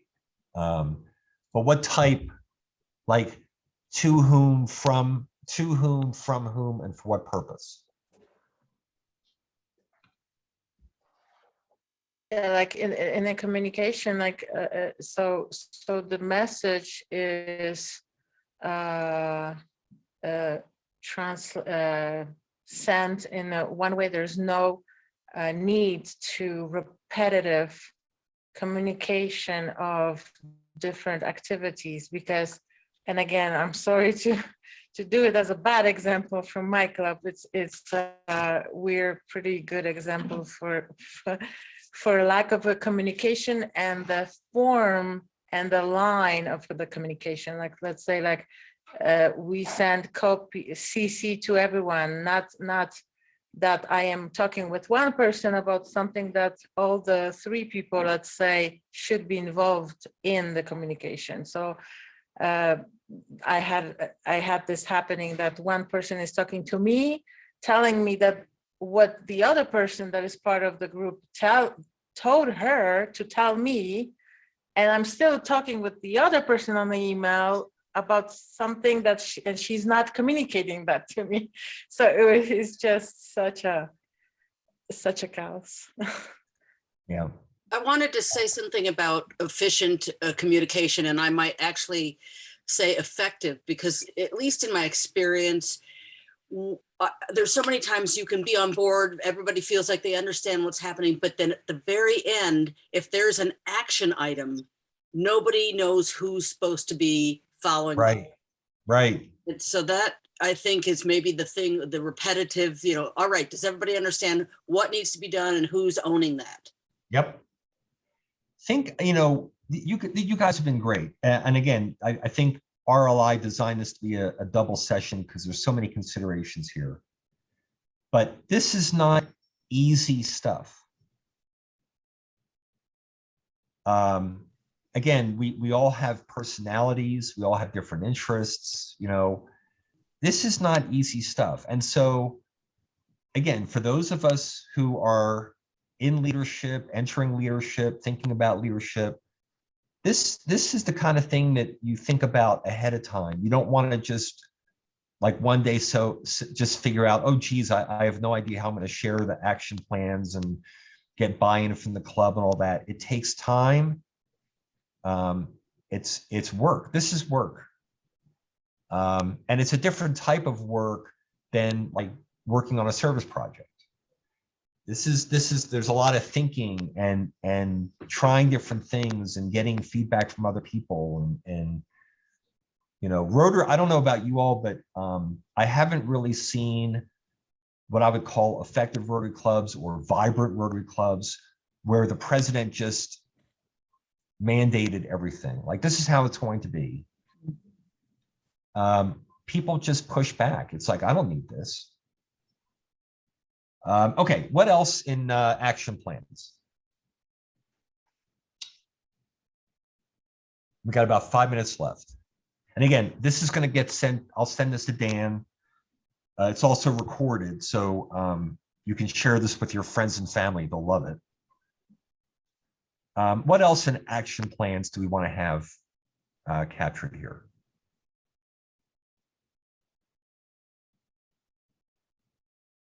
Interim goals, interim milestones. Yeah, and it's kind of like going back to progress. Like, we set a club goal for something and the committee's working on it. And after the first couple months, they did some activities and we see some progress, milestone met, looks like we're in good shape, or it wasn't met, in which case maybe we need to rethink, right? Definitely. What else?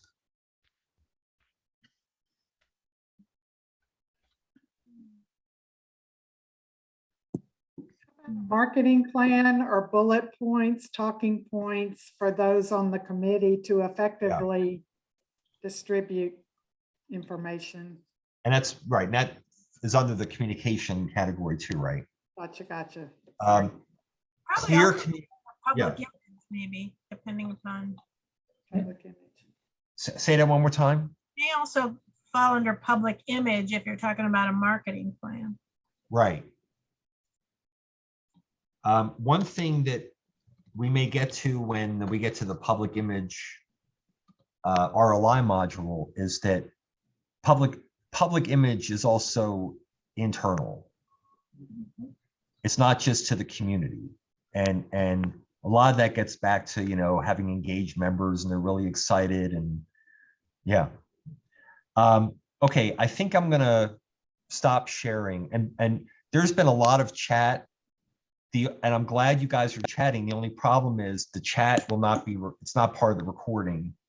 So if there was anything profound that was only in the chat, I would say mention it or do something. Otherwise, we're going to lose it. Many rewards for meeting milestones or interim goals. Yeah.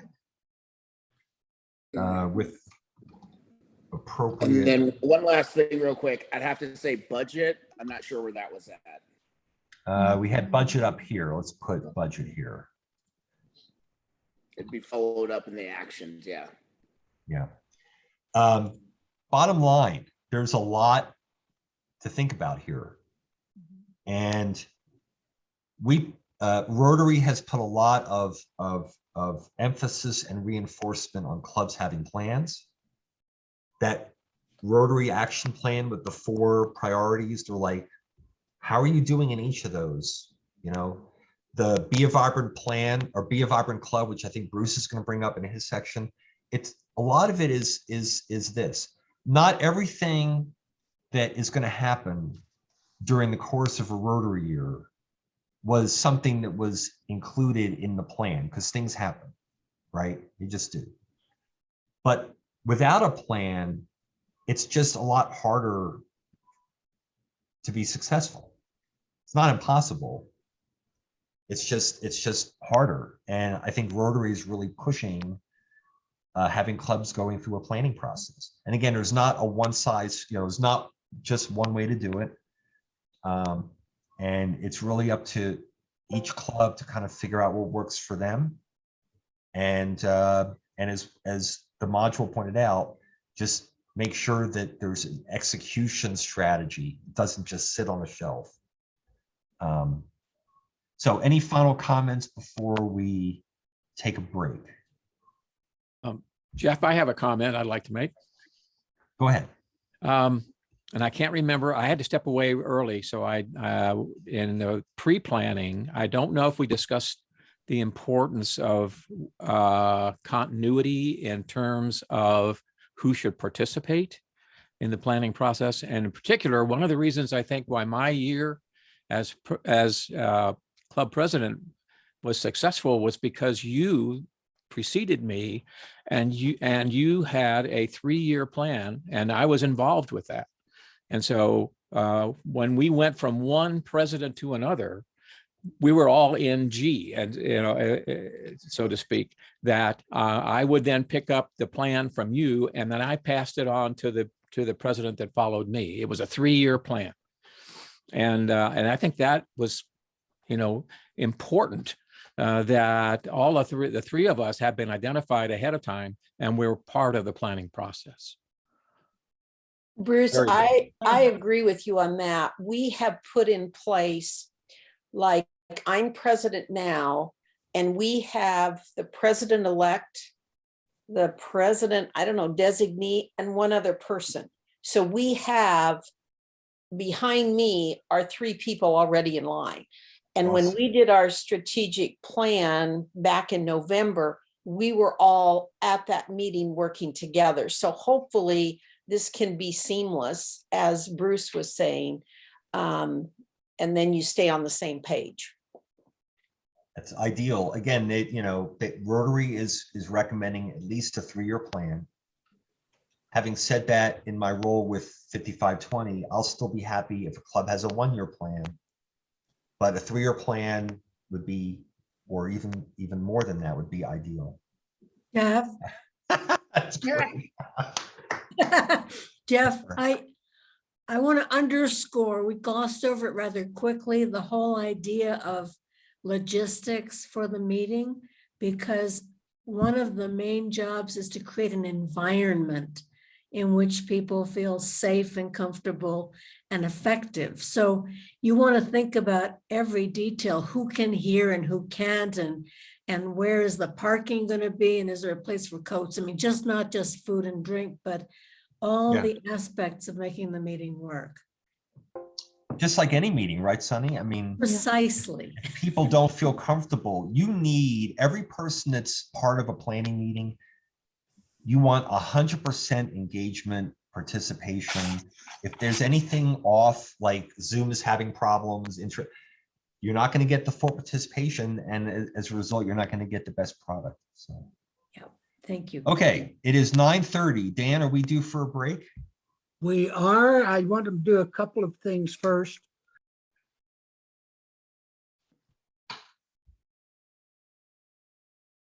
Okay, now we're going to take the international portion of the foundation. Mr. Lindsay, you're on. Especially if you unmute yourself. I'm like Bruce Bortner. I was one of the original facilitators. I know Bruce, like and myself, we've enjoyed it over the years because it's always exciting to visit with our fellow Rotarians in the world. International service, oddly enough, that's a big part of Rotary, it's part of its name. And Bruce mentioned a while ago about a club maybe getting restarted in Rotary, and you may be a club that hasn't been involved in international service, maybe with the exception of donating to the annual fund, which is used for that, or polio or something like this, and you want to get involved. And so that may be one of your goals. Our club will be involved in international service, which is a very broad-based goal, obviously. I'm going to start out by saying, as a beginner club in international service, what you could do is look to your district governor or to your foundation chair in the district and find out what grants and global service, international service projects are active in your district. That might be your first step. And in doing that, you may not want to initiate a program yourself. So you might say, can I be part of one? And you can pick up a project like District 5520. I say New Mexico, but I know Texas is part of us. They have several grants that are ongoing, and you could just participate in a grant by donating $200 or $300. But by that, you get to see the grant, you can participate in it, you can visit, you can look at their paperwork and all these things to get an idea, a feel of what an international project is. And that's important. In your mind, though, I'd like to know what you consider international service. And please speak up. That's what we depend on. And turn on your mic too. So, Jan, what do you think international service is to you? Well, I mean, the projects themselves or the idea of it? The idea of it and the projects. Well, yeah, the idea of it is to hopefully find something that the needs assessment over there, and that we can make friends and communicate with Rotarians across the world and people that are not Rotarians. And for the projects, we've done several. Books for the World, of course, and we did some water wells, and we did the polio vaccine. So it's really cool that we can go out and do those things and meet other Rotarians and find out exactly how Rotary works. Great. Other ideas? I think international service, it's multifaceted, but one of the objectives, I think big objectives, is to use the fellowship and collaborative missions of Rotary worldwide to make people's lives better elsewhere and to teach other, share lessons among our worldwide Rotarians and communities so that you're teaching a man to fish. Good. I think it's the Rotary Youth Exchange Program. We're using these young adults to build peace. We've had several students. We say, why do you want to do this? And they say, well, because people around the world have a poor mindset about Americans, and I want to show them that we're not all what they see on TV, and that is international service. We're sharing those things. Very good. Anybody else? Ideas of what you would consider international service? Okay, the main thing brought up is a project, service, seeing people, helping the community, and these various things. I want to know, number one, when Jeff was talking about planning, and we're going to focus primarily on this session, probably talk about global grants. Jeff talked about planning. Do you think that's important in getting involved in international service with a global grant? Oh, yeah. Yes. Oh, yeah. What are some things you'd have to do you think? To research the types of projects that are out there. It's true. Find a reliable partner. Yeah. True. Or How much more. money you're willing to spend. Right. Sunny, do you mean partner Rotary Club in overseas or partner Rotary clubs locally or both? I mean both, but especially if you're doing a project in another country and you're working in partnership with one or more other Rotary clubs. True. You really want someone you can count on to be not only implementing, but reporting. I think that's one of the things that Rotary has really stepped up on is that accountability piece, because many of our old projects are, just, we did them and they just sort of went away after they were no longer sustainable. And now being partnered with somebody in that country to oversee it makes such a difference. Yes. And researching the projects, are they sustainable is the main thing too. Okay. Yeah. How do you find a project? Do you just put your finger on the globe like and say, I want to do something there? How do you go about finding about need from an area that you may be interested in serving? How would you do this? You mentioned a couple things. At the conferences, you meet people who are working on things. True. I think a lot of it comes from members. We have a lot of members who have particular interests in other things. We had a member who was interested in a school in Afghanistan. And as a result, we got a little bit involved in that. So I think a lot of it comes internally, actually. Mhm. Like our dentists that did dental service in other countries. Yeah. Okay.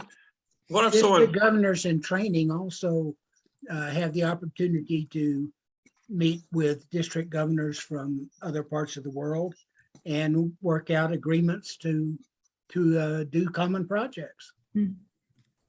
One of the issues that you talk about, Rotary, is making sure that the project that you're interested in initiating maybe is really needed in the place you want to go. So how is that determined? You mentioned district governors and whatever. How else could you determine need? Newspapers, natural disasters, TV, the Ukraine, what's going on at the borders. The Rotary clubs there. And how about if you live in New Mexico or Texas, there are universities. You can actually go look up a country, and lots of information on countries are available through research at universities. And sometimes you can find out some needs there, basic needs, what the countries do provide and don't provide. You mentioned district governors. Look at like you say, look at the media, look what's there. Do you think talking to someone that actually lives in that community would help? Mm-hmm. Yes. Yes. Many of the projects require a local community assessment. Most of them do. And do you have to talk to a Rotarian, or do you talk to other people in the community? Talking to All of other the people above. is great, but I heard a story years ago, I won't repeat it here, about Shelter Box and how connecting with those Rotarians made a huge impact. Certainly. And you may want to talk to Rotarians there and then find out other agencies you can talk to also, because the sustainable part may involve people outside of Rotary. Everything from organizations to whatever. And that's important. I can give an example. Years ago, a club tried a project and they decided to put wells in an area, little shallow wells. And they went to the area actually, and with the equipment to do this. And they actually had worked with a club, oddly enough. And they got there and the people in this little village says, we don't need a well. We need a cover for our well. And this is where Rotary started looking at due diligence in planning projects, making sure your money is effective. As you said, it's a complex process just to determine what you want to do. And you just can't put your finger on the globe. You need to find out. A lot of times, as you mentioned, it comes from members' interests, personal interests, or whatever. The first project I participated in was when I was vice president of my club, or president-elect, in 1988. It was very simple then. We went to Nuevo Casas Trandas, Mexico. The 2 district governors called myself in, and their president-elect of their club, and said, we want you to do an international project to help a special ed school. And we said, sure, we'll do that. And we both raised $5,000 in our clubs. Rotary matched it with 10,000, filled out a 1-page form, got the money, and we helped the school. It's not a 1-page form now, but and the accountability is there. So, and I was scared to death doing the 1-page form. So we have a foundation chair in the district, Linda Woodward, and she's a good person to call to find out about projects in the district as well. Dom Bernardi was involved in foundation and chair, I believe, weren't you, Dom? And I was chair also several years ago. The district foundation people and the Rotary International Foundation executives and what's on want you to succeed. They don't want your project to fail. And the first step they're going to ask you is what we're talking about: due diligence, need. What's the real need of the project? And once you determine that and decide your project, what's the next step you would do? You say you are going to put wells in a place. What would be your next step? Any idea? Draw a plan, a timeline of your events, what you need to do. Okay, maybe draw a plan. Planning is always important. Yeah, figure out what your costs are. Cost. I think even before that is to see if there are other clubs involved in similar projects in that location that you can partner with. That would be good. It's a good idea. You don't want to reinvent the wheel, for sure. And again, you need a club, host club in the country you're working with. So determine a relationship that way, a plan of what you have to do to accomplish this. Again, if you determine it's a viable project, you got to find out what's needed. Do you need well digging equipment? Do you need whatever you need in that community? Can it be done there? Can you get it there? All those things you need. So you'd have to have a club to work with to help you determine those things. After you determine that, I think, Bill brought up cost of the project. What's it cost? How do you raise your money? How can you raise your money on an international project? Any idea? We got Fill out a- donations. Fill out a form. Well, the first one I worked on, we did it internally, but it wasn't money-wise, that wasn't that big then. But what if you had a project that costs $50,000? So how would you raise money? Your club can kick up 5,000. So how are you going to get the rest of it? Contact other clubs in your district to see, and other districts too, if they want to go in with you on this too. Good idea. Sponsor clubs. Also see what the host club also can put up, your partner. Right. And there's also a magic formula from Rotary International Foundation where they're matching some of your funds And the minimum size project has to be about $30,000. You'd be surprised how it'll multiply very quickly. You can raise 50,000 for a project and get other clubs. And you don't ask other clubs, again, as I say, $100 from a club helps. True. You can have as many helping clubs as you want. And the same thing with any club. So you can help match that money and make it grow. After you make a plan and you have an idea of what you need to do, what would be your next step, you think? You kind of have a way you can get your money, your resources. What else do you have to do? You may have to get some permissions to do things, to get equipment, or to, you know, dig holes in the ground or something like that. Do a lot of footwork to figure out how you can get your equipment, even how to get to equipment there. I mean, are you going to drive a bulldozer down into Central America from here? You might, but it'd be difficult. So you have to figure out where you're going to get things from. Also, the permissions. Governments change. So this is where your club you're working with in the host club is going to let you know and let them do some of the groundwork about making sure that this project can be done regardless of the political climate or whatever is involved in the community. It's a long process. And one thing I want to say, if you're planning a global grant, be patient. It will not happen tomorrow.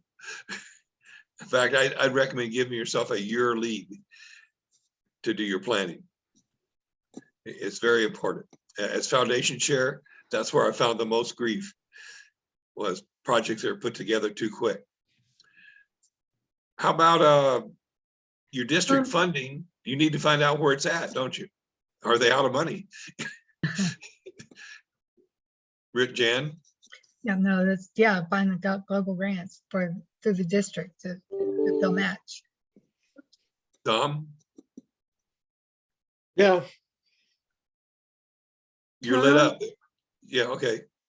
I wanted to know if you would say a little bit more about the pitfalls of planning too quickly.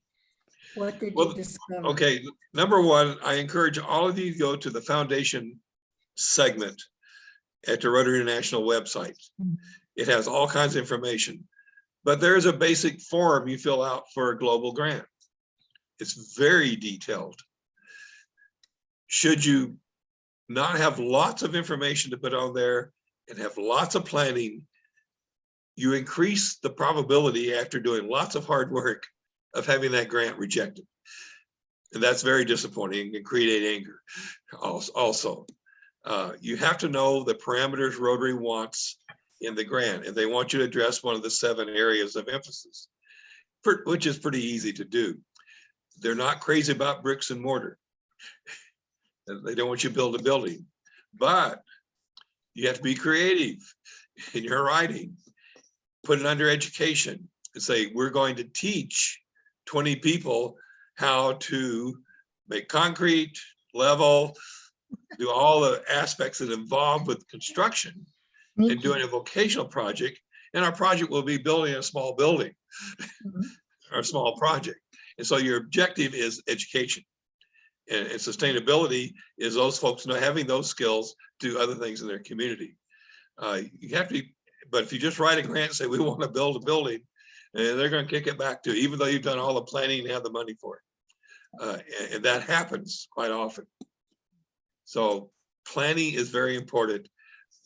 If you pull up a global grant format, it's very detailed and go through it. But thank you. But I recommend first, before you do that, figure out your project, do lots of research, and then pull it up and go through it step by step and see what you have and don't have. And the more thorough that is, the better chance you're going to have of getting the grant approved. And there's a page of it right there that Jeff has kindly put up for me. So you need all these things. Jeff mentioned also in planning, and some of you did, who's going to be involved with it in your club? How do you get people involved in your club?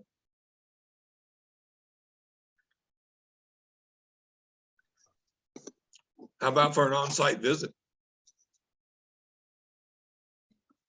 That's the ultimate. That's ideal, yeah. Who's paying for it? Huh? Said, who's paying for it though? Well, it's It- tricky if you're going to Africa, you know, just, It's true, yeah. In today's climate, it's more difficult. well, that's true. You know, But- that's even harder.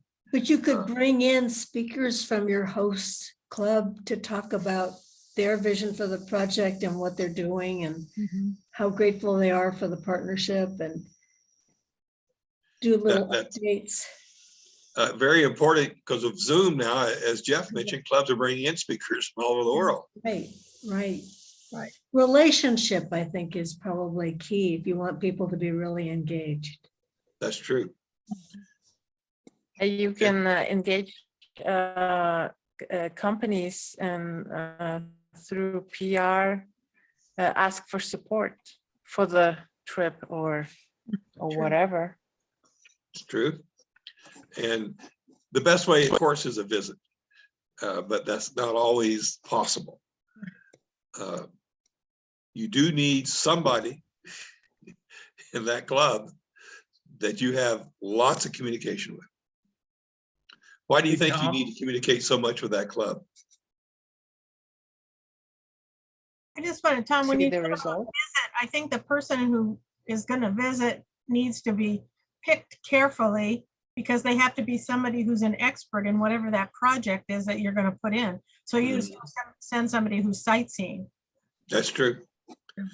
Very much. Particularly if there is equipment involved, and with the shortage of many items now in our present day, that's important. Definitely. Yeah, you're right. Yeah, it could be a logistical nightmare.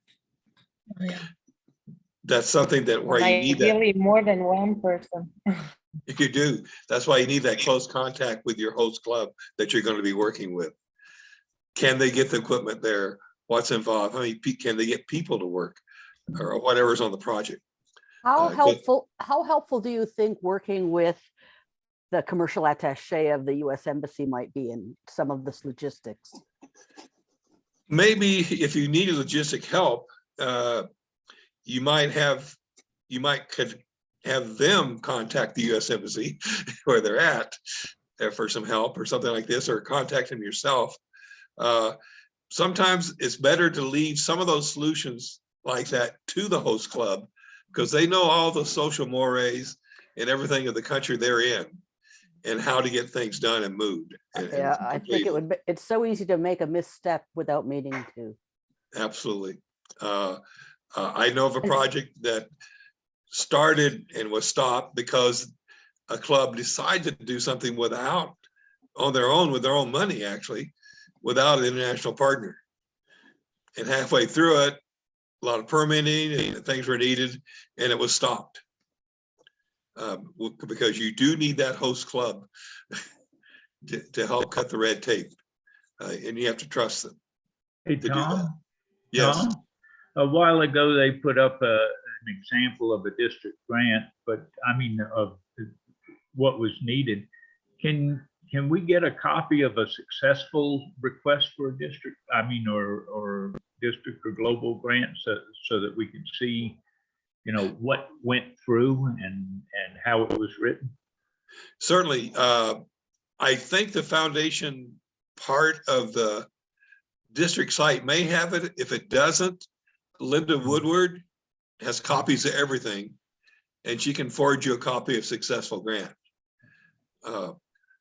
And Rotary, I should tell you, the international side, if you send a grant in, most of the time they don't out and out reject it unless it's just off the wall. They have a person there that works with our foundation chair and with the group doing the grant. And they will tell you, you need to rewrite this part of it. You need to do this or that in the grant because they really want your grant to work. And my experience with them, I know Dom and anyone who's worked with Rotary International, they want to help you. They actually are here to help you as opposed to the government at times, but they want to help you. So is your foundation chair. Okay. Go ahead. And I would like to expand on what Holly said, because maybe not in the for the logistic part, the contact with our government, I mean, U.S. government in this country that the program will be developed. It's just a good PR and a good relationship with the public government. For them, it's also nice co-op pictures. Then you know that there's something good happening.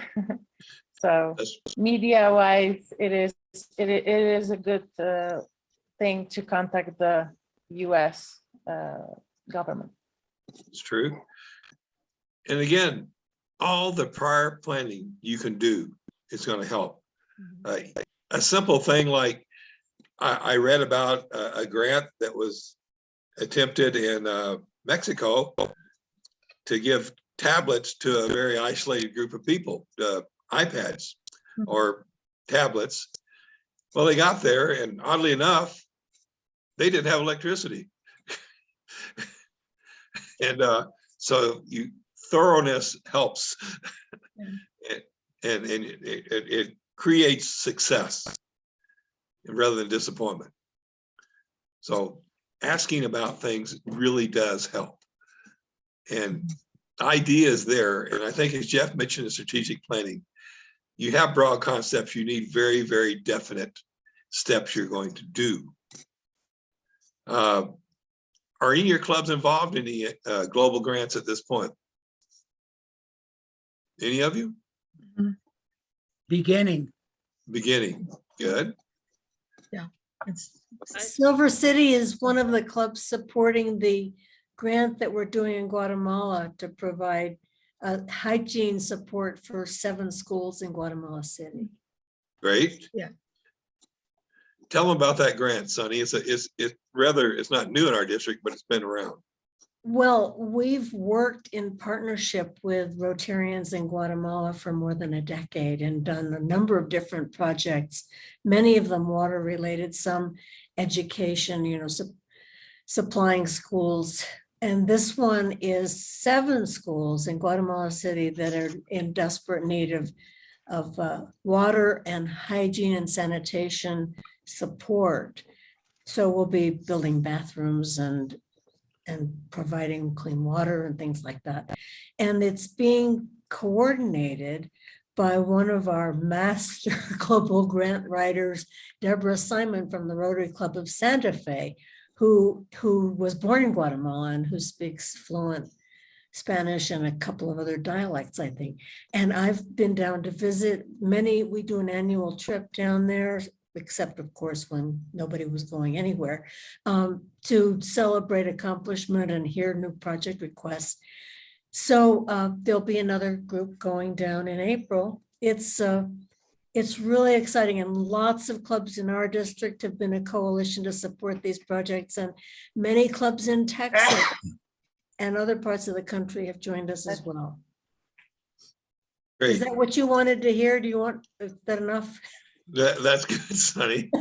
I know Sonny can talk about that project a lot. So, but also, in order to participate in a grant to be a host club, sponsor clubs, you have to have some specific training. Are you aware of that? Any training you have to have? Oh, right. Does everyone know about that? Grant writing, yeah. Each district requires you to be certified. Or certified, Grant yeah. management training. Right. And I'm sure your district offers it wherever you're at.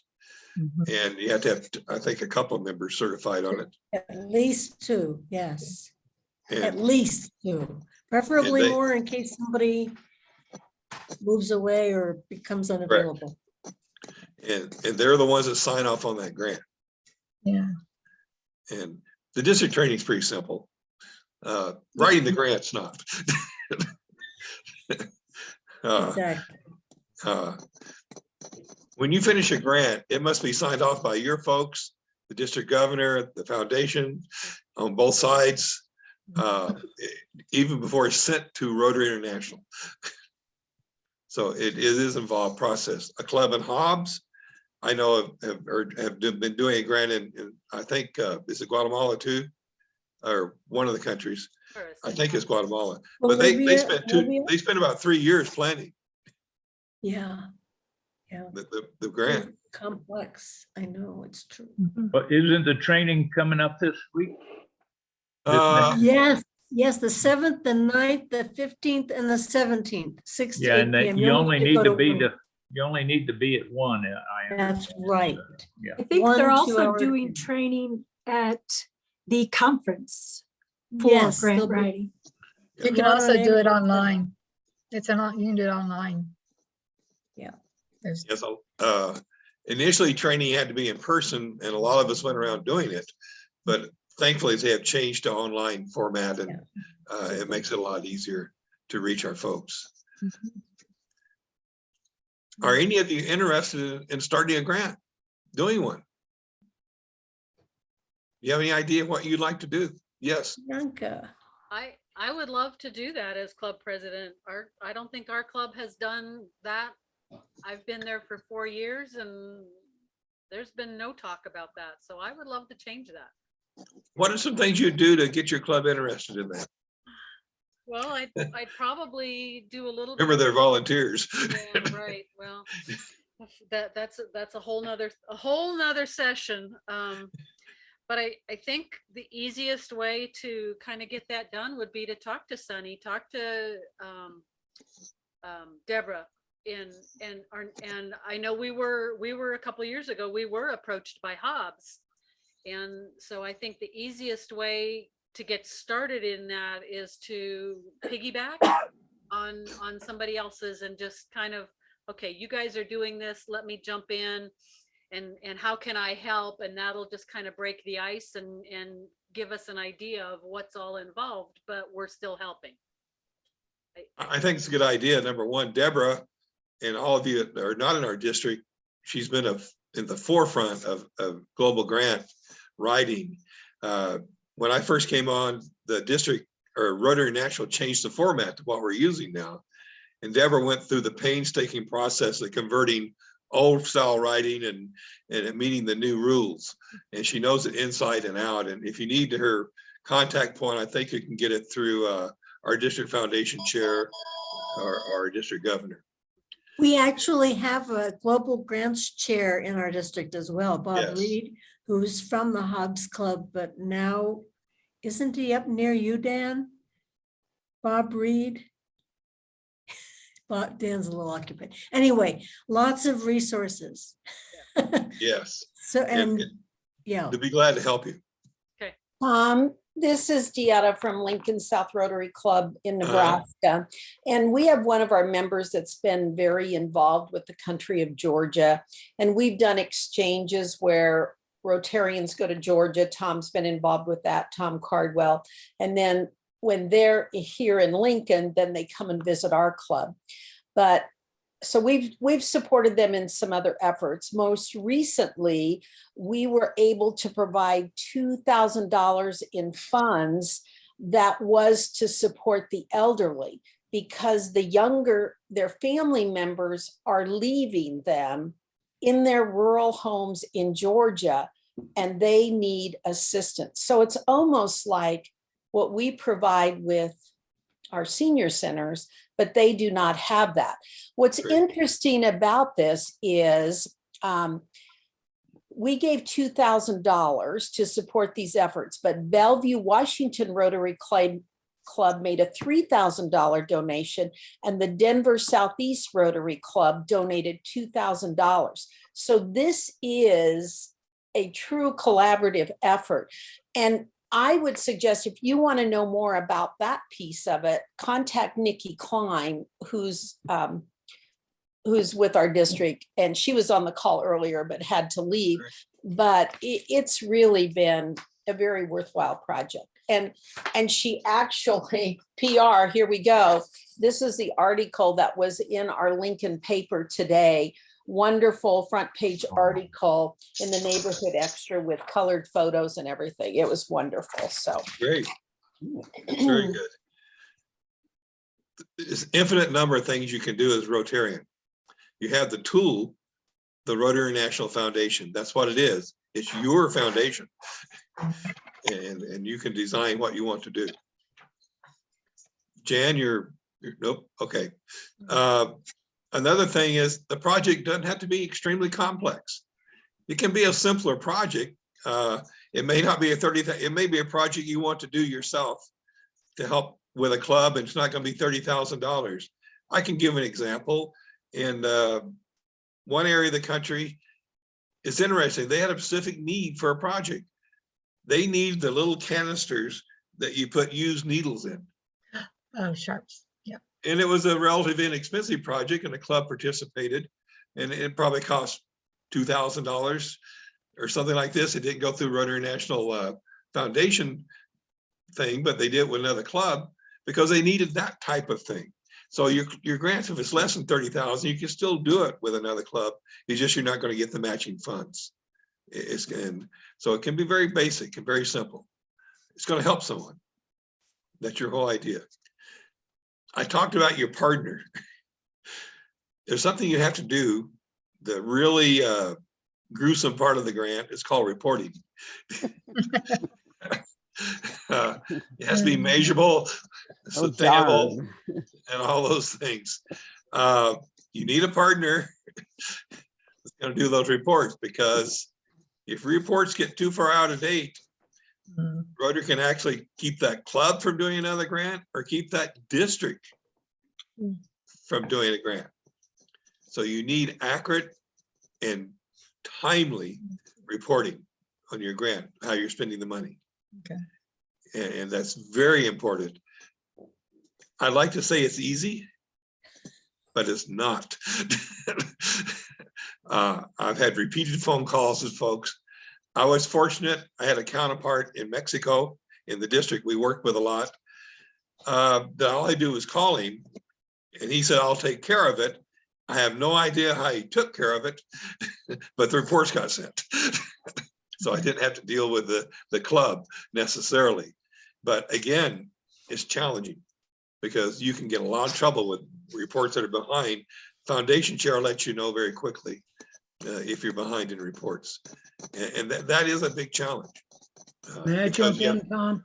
Huh? May I jump into something? Yes.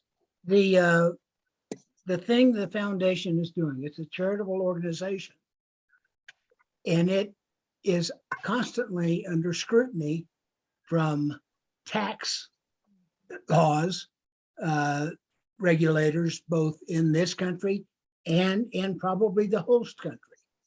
So it's very important that we have documentation and be able to prove everything we claim and care about. And it protects the foundation, it protects the club. Definitely, including getting to people involved in the grant should have no financial interest in it. So if you're hiring your brother-in-law to do the contracting or to do this, that's kind of a no-no. Did run into that. You want people that are involved that are not getting gain, financial gain, particularly from that grant. It's very important. Sometimes that's kind of hard to do because you're dealing with different cultures, different ways of doing things. It's a hard lesson though, and you have to be pretty strict on it. One time a person asked me, so what if my brother-in-law is the only one that can pour concrete? And I said, well, you need to search a little further, I guess, because they're not going to buy it. And so it's very important. I want to conclude. I want to let you know that grants are important. International service. First thing, I recommend if you've never done it or been involved, go help co-sponsor a grant. Give them $200 or $300, $1,000, whatever you want to do. You're not doing the paperwork, but you get the gratitude of looking at the grant, and you can go on the trip, look at the place they're going if you want to, and keep up with what's going on to get a good idea of what those grants are about. If you're going to do a grant, due diligence, lots of planning, lots of information, setting your objective on a grant that you can succeed in. My difference is, it's like succeeding in, as Jeff mentioned, if I was a special speech therapist, I put down little students going to speak at a 5th grade level and that student's at a kindergarten level in a year, I might be overdoing it a little bit. Make realistic grant that you can achieve. You may have a 3-year plan on a grant. In other words, you may want to continue 2 or 3 years, which many of them do. So make something you can do, get a good club to sponsor. Our district has a by-district conference with District 4110 in Mexico. We do probably a majority of our grants there, you think, Sonny, or at least a good chunk of them. And they get together, propose projects, clubs sign on, donate, and whatever. And that way you can get involved and know what's going on with the grant. Another thing, can we have a grant into the United States? Yes. Yeah. Yeah. And I should tell you that international clubs want to. It's not, they're not just looking for money from here. If you have something you need in your own community, and you can create a grant for it, that's great. And they want to participate that way. And They're Tom, yes. I just don't want to forget to mention this. We're not averse to having a tri-district conference No, we're not. or a 4-district. So if you're interested in submitting projects and helping with Mexican projects, let us know. Absolutely. And we already have part of Texas. We encourage, I think, I'm not sure if my district's going to be on Zoom again this year or not, but I don't think so. I think it's going to be in person. I mean, they're hoping for it to be in person, you know. it's more fun when it's in person. I can tell you, if you have an opportunity to attend our by-district conference, it's like going to a huge market. Everybody puts up places for their projects. They demonstrate what they want. It's so exciting to hear Rotary. And believe me, when you hear Rotary talking with a group of 100 people, it's exciting. And you can participate, learn about grants, and do it that way. And any of your districts are welcome to come. The more the merrier. It'll be on our website, I'm sure. We need to move on. Okay, Daniel, thank you. Thank you. Thanks, everybody. Next is Don Bernardi, who will be leading us in talking about image and public relations. Talking about public image and public relations.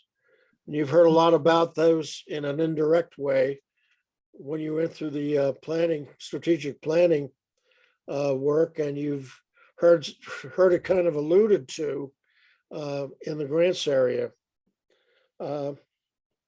When we talk about public image and public relations, what do you think our audiences as a club might be?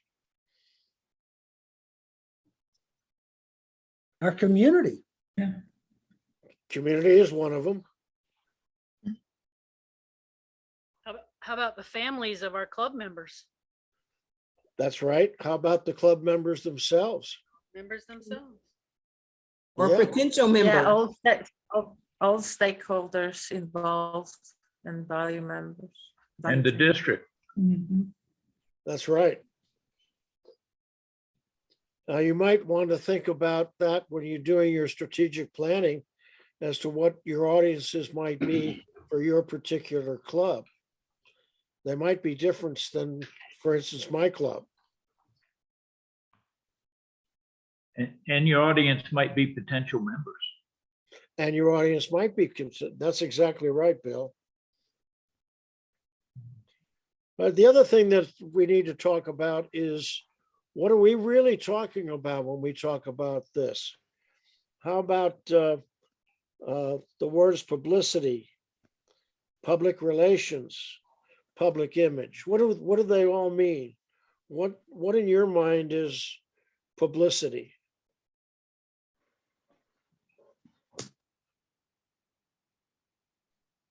It's just information that makes people notice a person, a product, or a project, and hopefully in a positive manner. That's right on the money.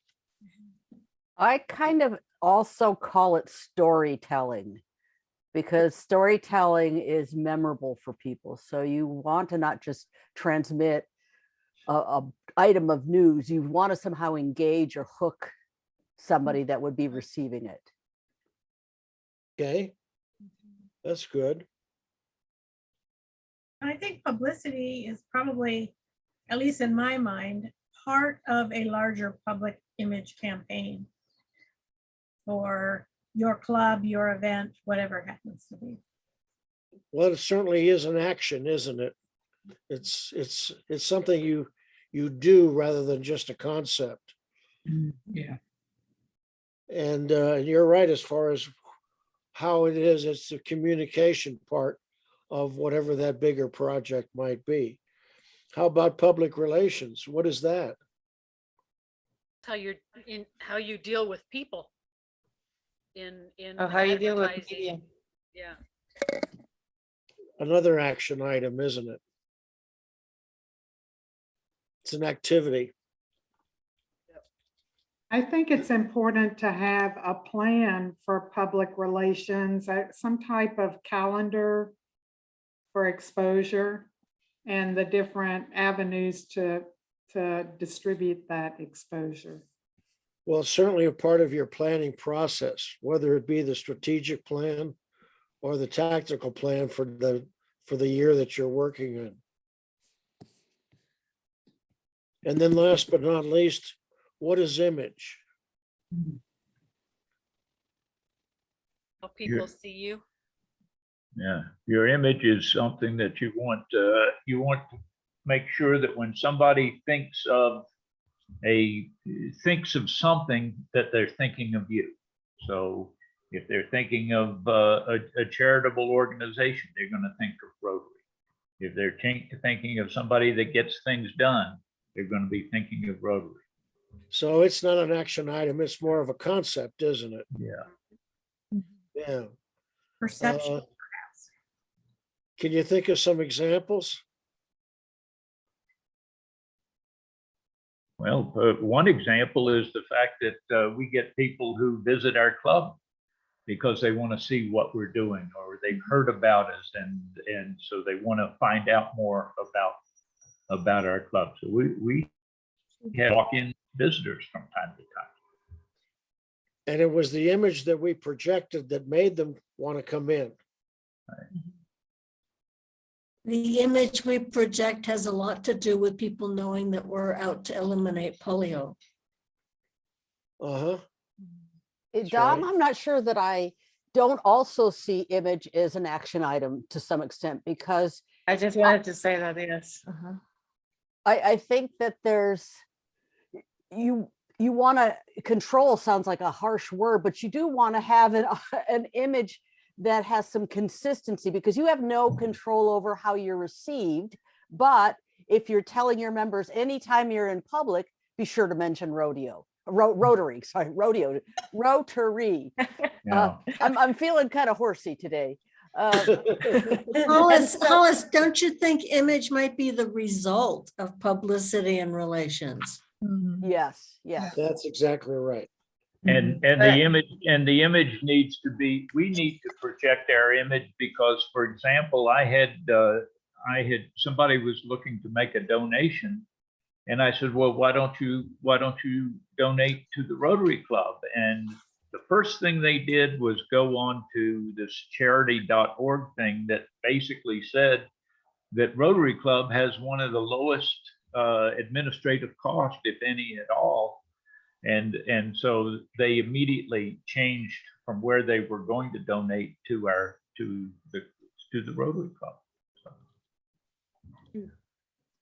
And I would also like to expand what Hollis said, because it's also, in my opinion, an action item, because with it's comparable to branding in companies, right? So we're nonprofit, but we're still creating our own local mini Rotary brand, because we have a big brand, Rotary, and then we have our activities, actions, and everything what we do that is part of our image. publicity is there too, but it's our activities, our day-to-day interactions, everything what we are, it's kind of the example, and it's creating the image for others. And if you do it right, you get on the front page of the paper.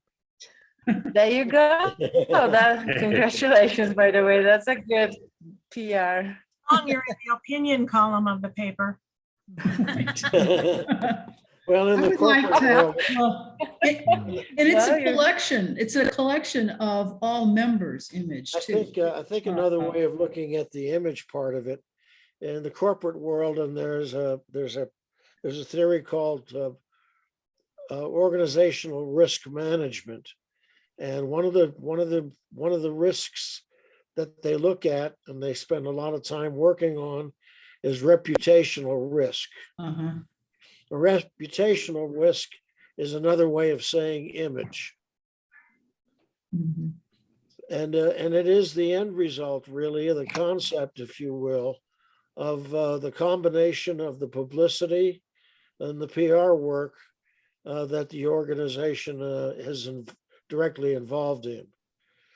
And that it looks more like to the receiver. We're seeing the same thing right now, if you will, from a reputational standpoint with Mr. Putin. Mr. Putin has an image question going on right now, which is another way of saying, what is his reputation? His reputation in recent weeks has changed immensely with some people in the world. Dominic? Yes. Question for you. I know what Monica and Hollis are pointing to, and I'm not sure how to categorize it, but reputation comes not only from the publicity we put out and the relationships we're cultivating, it comes from how we conduct ourselves. Right. And what people learn about us besides those things. And how we're perceived. So in that Yeah, respect, especially in the small communities, especially like this one. oh, I think in every community, really. That's very true. Yeah, but it's more kind of like visible when you're in the little places and it's more spread. But of course, yes, that's Depends on exactly how what- dramatic the bad action is too. Yeah, and how much it violates the four-way test. That's true. So I would Dominic, like to echo what Bill said earlier about administrative costs. I think that a good message from us as Rotarians is that the donations that we receive are not given to Rotary, but through Rotary. Okay, yes. We have very little administrative fees. Those are all good points. I can recall when I first got involved in banking, one of the first things I was told that as a banker, we lived in a glass house. Going back to what Sonny was saying, it's not only the reputation or the image of the organization, it's those that are the organization, we the individuals. Dom, I So have we as club members carry a part of that responsibility. Dom, I have a Somebody- question. Go ahead. This is Deanne. What do you do if you have a member, and there's a lot of PDGs on this call, that many within the club feel is violating the four-way test, is not good for the public image of the club, has attacked other members of the club in the paper, in the local paper? What are your options for that member? Actions regarding that member?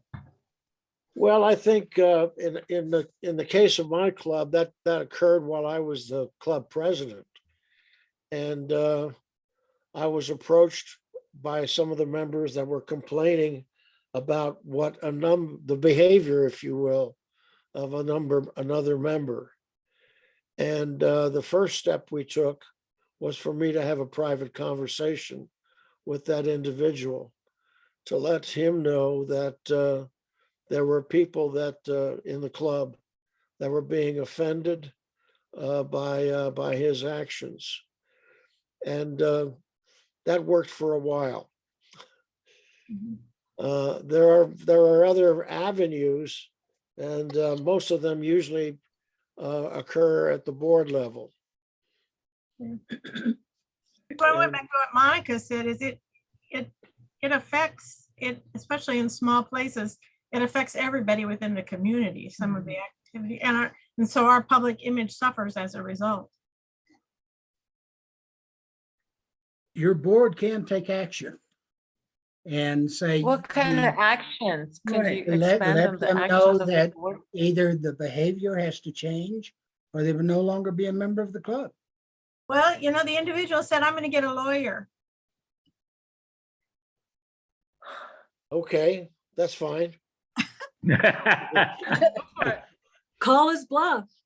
Yeah, It may be a bluff, and then again, it may not be, but either way, your club has the responsibility, if you will, of deciding who is a member and who is not. Okay. And there is no right to join a Rotary Club. But can we wait, for example, that because it's a yearly membership, like he does for the next year, does the member needs to be still voted in or is extended? What we did, Monica. The membership? In Taos Milagro, what we did when someone left that we were having a problem with, we did offer if he wanted his prorated dues back. So, but we knew he would take them, So that's what you could do. And Jeff made a note in the chat that you do have district resources available. You can there is a process for removing members.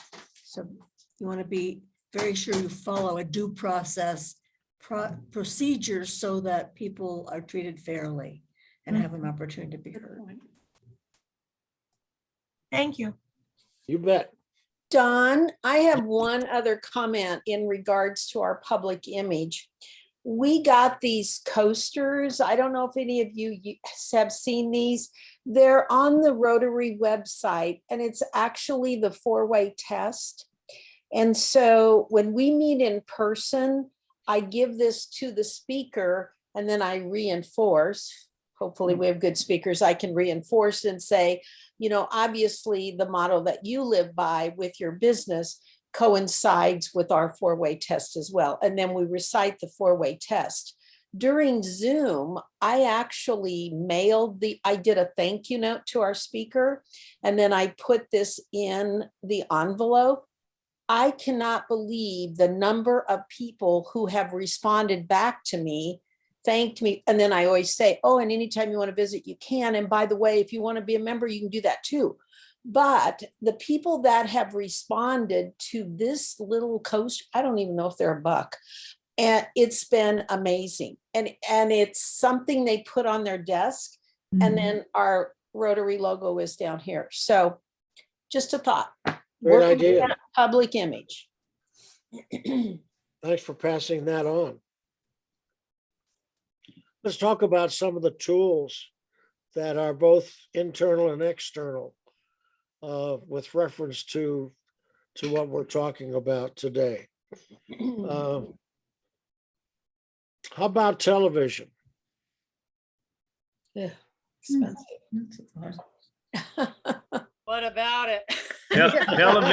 Television's expensive unless you can get the station to invite you on to talk about your club. Right. Or to run a PSA, because Rotary has PSAs that they'll make available for us. But then you don't get to pick the time slot that they that's broadcast. That's Well, true. let me start from a different angle. When we talk about using the media, do you have a public relations chair, a committee chair? Yes. Yes. And one of the responsibilities of that chair would be to send out press releases that we're going to talk about in a minute. And obviously you would want to invite the television station to send somebody to listen to a particular speaker. We have actually some of the top people at our 2 TV stations. They're both in our club, 2 of their top people. So we offer a little competition in the process. And so it's worked well, but we've got the link then that says, hey, Kate, we're thinking, do you want this? I'll send this off to you. Sometimes it works, sometimes it doesn't. But that's what we do with that. Yeah, and it's tough. You've done a good job, obviously, because it's very difficult to get the media to become members of your club. Some of them think that they become biased by joining a club, or they're afraid they're going to be accused of being biased by being a member of your club. But if you can do it as you did, congratulations to you, because that's a great way to hopefully ensure a little bit of publicity for your club. They also often have the idea that they have to give equal time to other clubs. That's another problem that they think they have, yeah. If your public relations announcements are tied to a project, an activity that is something newsworthy in the community, or something, human interest story, they are very likely to run it. Maybe not on your timeline, but they're likely to run it. Right, right. I think we found with our local newspaper that they have very limited resources, limited reporters, that sort of thing. So if we take our own pictures and write our own copy, they'll publish it. Yeah. Yep, same here. That's a good activity for your public relations committee. In an area like District 5520, there are long stretches where there are no local TV stations. That's TV stations are in a foreign country, almost as far as some of the towns are concerned. So, that's never or seldom looked at as an option. And it may be one that's being missed.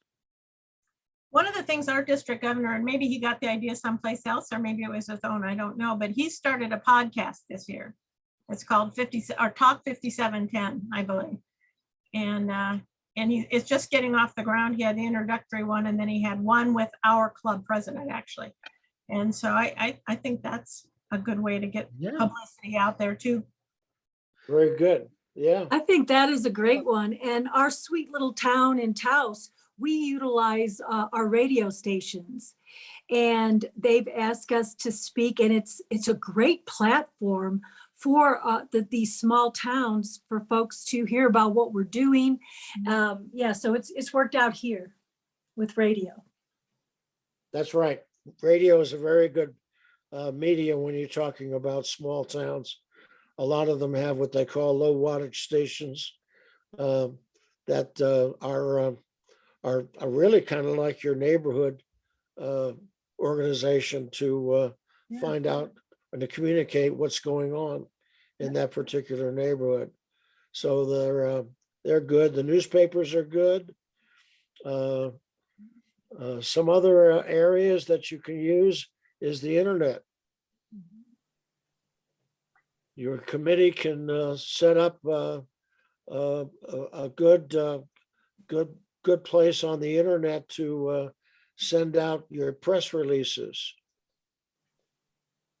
Once you set it up for the newspaper in town, the radio station in town, and you can just wrap out that press release and let it go. And we'll talk about that in a minute, as I said earlier. Dominic, even if your paper doesn't want to publish your articles, you can usually get in the community calendar. That's exactly right. Yeah. Our club uses that as well here in Albuquerque. Okay. If you live in a big city, I've seen bus advertisement make a big difference. Could it put a banner on the side of the bus talking about ending polio. It's a real attention grabber. Yeah. What Yeah. about the Rotary magazine and how we can have an access to like article writing or like how close, because it's international, right? Or it's a USA? International. International. It's international, but it actually is published. I guess they use what they call regional publishing. So the Rotary magazine we have here in the United States may look a little different than the one that they have in Europe. Although they do cross when obviously when they're talking about a particular project or a story that could be used internationally. As far as Is it getting access, possibility? as far as getting access to it, it's a matter of just looking at it, making sure they know that you're having that pancake sale, and give it to them in advance. A week before the event isn't going to do it. If you're trying to get in that magazine, it's got to be well in advance so that they can slip it in there if they've got the copy space to do it. All right. So let's talk about public relations from the standpoint of your publicity. You want to put some information out. How do you do it? If you take a look at the insert number 2, PIPR 2, you'll see public relations writing. And a lot of it is done in writing, and it's called a press release. So as a thank you, appreciate that. It's my buddy taking care of me over there, Jeff. I appreciate it. So as you can see, there's the 5 W's, and we work on an inverted pyramid. In other words, the inverted pyramid is a style where you are starting with the most important information and then moving into the detail that backs up that general information. So the 5 W's are where you really start in your first paragraph: the who, the what, the where, and the when. And last but not least, the why. Who is it? It's the Rotary Club, the Rotary Club of El Paso, Rotary Club of Silver City, what have you. And then what is the event? The particular project that's being publicized, or the activity, which is the event itself, like the pancake sale. Where is it going to be? It's going to be in the town square. It's going to be at the Civic Center. It's going to be at the baseball stadium, wherever. When, time, and date are the particulars for that. And then the why: to raise money, to celebrate something like the centennial for your organization, or to promote Rotary in general. That's all in the very first paragraph. And then you get into the particular details to back it up. There's some other things, as Jeff, if you scroll down a little bit further, there's media alerts. This is where your internet comes in handy, is to alert a newsroom that you're going to be sending them a more detailed press release about an upcoming event or a particularly interesting speaker at your club. Make sure that they understand that you're going to be giving them more details in a more detailed way soon. So they'll keep their eye out for it. It may be just the first paragraph of your general press release. Another area that is overlooked a lot of times is letters to the editor or writing into a op-ed, which is an opinion. I thought it was pretty interesting. A few weeks ago, they asked a question, and I had a strong feeling about that particular question. So I just sent a little thing off and was very, very surprised that I received a reply via internet about 30 minutes after I sent it in. And it ultimately got published in the op-ed. I was pretty surprised that the response was that quick. The last couple are a little more detailed, a little more sophisticated, in the sense that a media kit is something that is put together that is used routinely, which contains general information on your club and on Rotary. And it's usually put together, and sometimes it's worth sending out the media kit when you're sending out a press release to back it up. Comment was made earlier about some people don't know a lot about Rotary, and the individual at the newspaper or the TV station or the radio station, whoever receives that press release, may not know a thing about Rotary. But between the press release and the media kit, they can learn a lot in a short period of time. And it saves them the trouble of having to call you and ask you questions. The same thing holds true about fact sheets. They carry a lot of information about projects, going back to what Tom Lindsay was talking about. Some of your international or local projects can be published in the form of fact sheets so that they can see what activities your club is involved in. Are there any questions or comments about this? Dominic, I have a question. Go for it. You said you were surprised at the response you got when you sent in your whatever it was. I wonder if you could say something about why you think it piqued their interest. Well, in this particular case, they asked for opinions about a particular subject. Okay. So that I was able to give my opinion about that subject.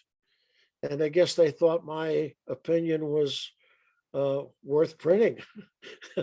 I guess that's the simplest answer I can A give you. viable viewpoint. Okay. Yeah, So either that or- you knew that they had an interest in that subject. That's exactly right. Okay. And maybe I was the first guy to send something in. I have no idea. I don't know. I just have to be honest with you. I've worked in that business now for about 20 years. When I was with the bank, I was in charge of image, if you will, public relations, press Right. releases, and all those kinds of things.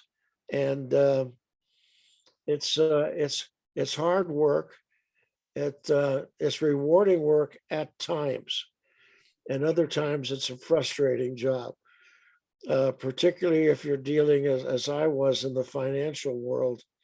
I can remember one time I wrote a press release about the fact that we didn't make as much money that particular quarter as we had the last quarter, and picked up the newspaper the next day and saw that my bank had experienced a loss.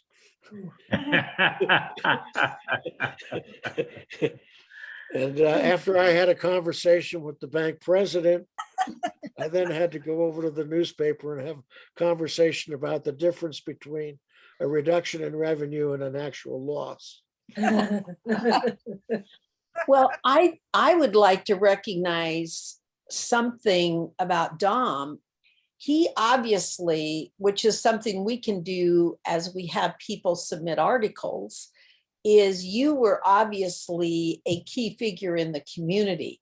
And I think many times you take a person that's recognized in the community and admired and provides leadership, you throw that name in on the article. And I just really think it helps us get more PR and it's received more positively. That, if that's positively, yeah, whatever. Yeah. That word. Well, thank you for the second that. compliment. I don't know how true that was, but I had that job both when I was in uniform with the Army in El Paso, and then later with the bank. So I will admit that the press people in the community did know me. Something I'd like to just mention is in the op-ed area there, if you were to express a personal opinion as a Rotarian, it will be taken as a Rotary position. So be very careful about that. That's a very good point, Jeff. Who was that who said that? I'm sorry. That was Bob. Oh, Bob. Okay. Our governor. Yeah, that's a very good point. When you speak, when you are speaking for your club, you are in effect the club. And we have templates, right, available from RI for different op-ed pieces, things like polio and things like water. You Yes. can get Yes, a there good are. start. Any other questions or comments? Okay, well, hopefully I've done my job. Thank you, Dom. You. Thank you, Dom. Okay, I want Dan. to reinforce Deanna's point. Our PI, or public relations person, is a magistrate judge in the county. And they tend to take his releases seriously.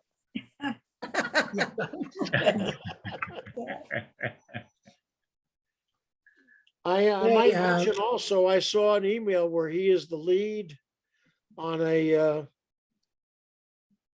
I don't know if it's a Rotary activity, district activity. He may be.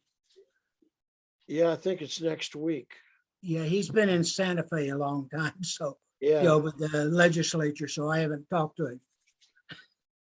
Tom, Yes. I had an experience that proved you need to put stuff in writing when you do give it to an editor or a newspaper. I had a call when I was involved in our local politics and in office, and I told the reporter something on the phone, and the next day it wasn't what I said. And so I called him, and he said, I could not spell what you said, so I said this. So I learned I probably needed to give written copy for my comments. I also want to make the point that part of this also is word of mouth. If you have guests at a meeting and people don't greet them, they don't interact with them, they're going to leave that meeting and think Rotary's an unfriendly bunch, you know, or if there's no one sitting with them and saying, well, this is what's going on, and, why do you recite this four-way test? Those kinds of things. Or in our club, fines are considered fun. And sometimes they may not take those as fun. And it works. One of our projects, we buy clothing for kids, and we actually take the family shopping. And one of the things that went out in the community was this parent looks at me at the end, because we do it at Christmas, and most of us give a little bit of our own money to buy a present for the kids for Christmas. And we got out of the checkout line, know this, and she was very silent. And I said, well, I want to thank you for coming, and I hope the kids enjoy the things. And she turned around and threw her arms around me, held on. And she said, I didn't know anyone cared. Oh. Now that story is going to go out in the community when she talks about Rotary. Right. Yeah. Yeah. Still gets me. Yeah. Yeah. I sit here with tears running down. Us too. Good for you. One other thing, there is a big difference between advertising and image or press releases. And Yes. a press release is free, advertising costs money. So whatever you do, try and do a press release or anything. There are a number of ways that you can do things without it costing you any money and still get an image from it, a good That's image. right. That's a very good point, Bill. Can I share with you something that I do that when I went in as president, the person that is advising me said, you know, you got to keep it simple when you're running the meeting. I wouldn't do that. Well, I didn't take that advice. If you go, you can just Google Nebraska through the lens, and there are people that take photographs of different sites in Nebraska. And I was looking for one for the meeting yesterday for March, and I have this thing with little red trucks, which ties to my final meeting in June.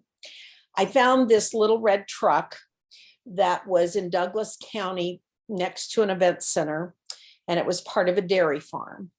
And so we were going to use it, and we discovered that it's copyrighted, so I couldn't use it. So I went ahead and I think messengered the little gal, because I'd gotten it off of Facebook at that point. And she said, oh yes, that would be just fine. You can use that for Rotary. She said, I know that you are trying to end polio. She said, end polio. And I said, yes, that is a strong mission that we have. And she said, when she was 2 years old in 1952, she got polio. And so I thought, oh my gosh, I just love these connections that you can make. And so these things Nikki puts on our website, and that story will be there. And I just thought it was so interesting. She was not reluctant at all to let me use it because of the work we're doing with polio. So anyway, it was just kind of fun to share that. So I went against good advice that somebody gave me, but it has proven to pay off pretty well. So Wonderful. Well, having that image also helped, didn't it? oh yeah, the image was Yeah. huge, let me tell you. And Oh, sorry, go ahead, Deanna. she rides, her husband takes her around in the pickup truck. It's not a red one though. And she takes these photographs out the window because she conserves her energy and can't easily get out of the truck to take photos. So That's great. Really great. I will shut up now. I'm sorry. No, I just wanted to mention to everyone that, you know, we've been learning for years that it makes sense to do a press release when you have a speaker. We've started doing that every week now. We send out a press release about the upcoming speaker. We've had all kinds of guests, and we're inducting so far 11 members this year. So I have to tell you, this is actually a membership tool that's been lying fallow. You know, especially during COVID, when people are looking for stuff to spend time on, they're stepping out for stuff. That's that an excellent point, Sonny. We, would Monica ask a question about the Rotary magazine? One of our presidents got the idea from the Rotary magazine, but she had us all take our labels off of them, and then put on a little label that said, if you would like to be, or are interested and would like to explore Rotary, join us at a meeting. And those were put in doctor's offices and places around the area. So, yeah. and it's time for us to take a break. So I will see you. which is on building a stronger club. And so I've got this one. My pleasure to be with you for the next 45 minutes as we talk about something near and dear to the heart of Rotary International. And so I'm going to start, Jeff, if you can bring up, please, the cover page. And so what we're going to be talking about, building a stronger club. Notice it says underneath there, as I further my Rotary journey, I can assist in delivering on Rotary's promise. And hold that thought. I'm going to ask you what you think that is in just a minute. Our session goals, we're talking about various expectations of Rotary and how those, and what are the consequences if those are met or they're not met. And hopefully we'll pick up a few ideas on how you can assist in delivering Rotary's promise. Materials, this is kind of odd, the way it's set up, the latest change at any rate, but we've got the guiding principles, which I'll show you in just a second. And then we have an insert on there's an activity that we will not be using. I'll show you what the insert is, but it's designed for live training, much smaller groups. It's individuals filling out, so it doesn't work so, rather than groups, it doesn't work so well online. But we will do that exercise, but we just won't be using the form. And then there's one called Be a Vibrant Club. So and I want to show you that one now. Jeff, if you could switch to Be a Vibrant Club. This is something that Rotary has really been working hard on the last couple of years. And both Jeff and I have been district trainers, and Jeff's year as district trainer, we got started on using this path to vibrancy, if you will. In other words, a vibrant club is one that members want to be involved with. They want to come to the meetings. They want to do different things and work together as a group and so on and so forth. But there's a couple of areas here. And by the way, we felt, in fact, Jeff came up with this idea that, obviously this is important to Rotary. It should be important to our district too. So what we have done is taken Be a Vibrant Club, and we teach that to our assistant governors. And by the way, we have lieutenant governors because our territory is so big. It's in the entire state of New Mexico plus West Texas. And to help out our governors, we have lieutenant governors. We have regional ones. But we also taught it to all of the presidents-elect because we felt that this was really important stuff.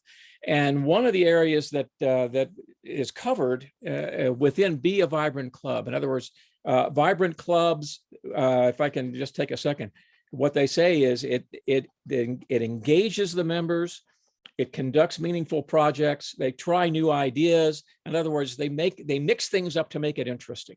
And this has helped in something that's very important, which we'll talk about in a minute. But so if you scroll down to the bottom there, Jeff, I need to get down to develop strong relationships. And the two next to each other, develop strong relationships and make sure all members are involved in activities that interest them. These are areas that relate to what we're going to be talking about with building a stronger club. Okay. And you'll see it as we go along. Thank you, Jeff. You can go back to the original front page. And Jeff, can we go to the second page? I'm sorry, third page 27, guiding principles. This is one of the handouts or the inserts. And the area that we're going to make, and scroll down a little bit further, please.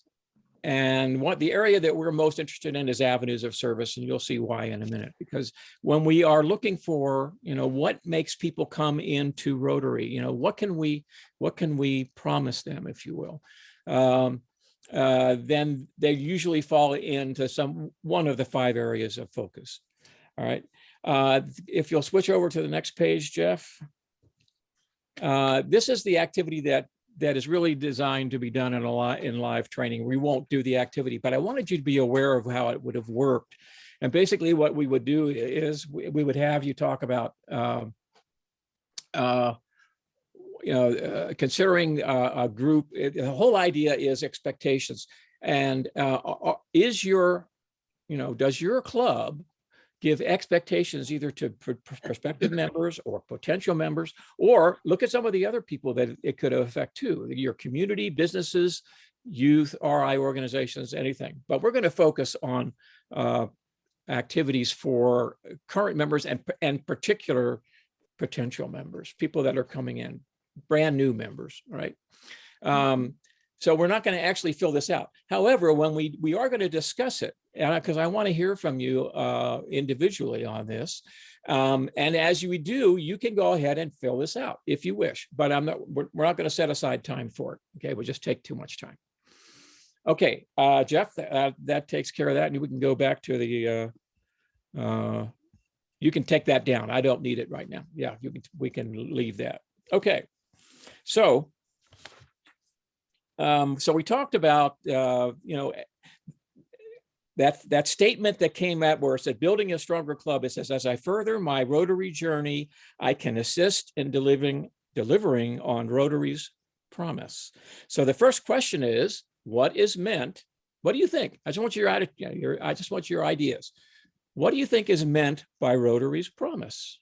Raise your hand if you think you know what that means. What is meant by Rotary's promise?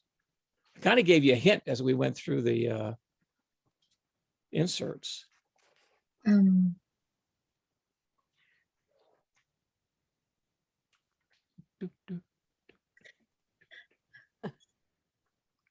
Sunny?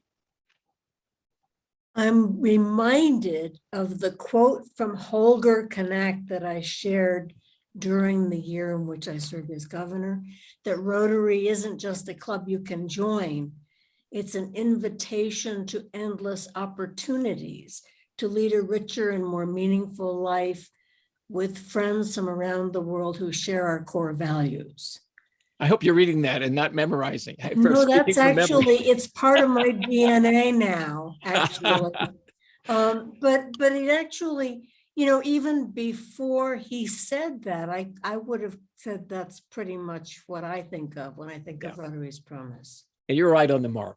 But for this particular exercise, Rotary's promise, it's not planned giving or anything like that.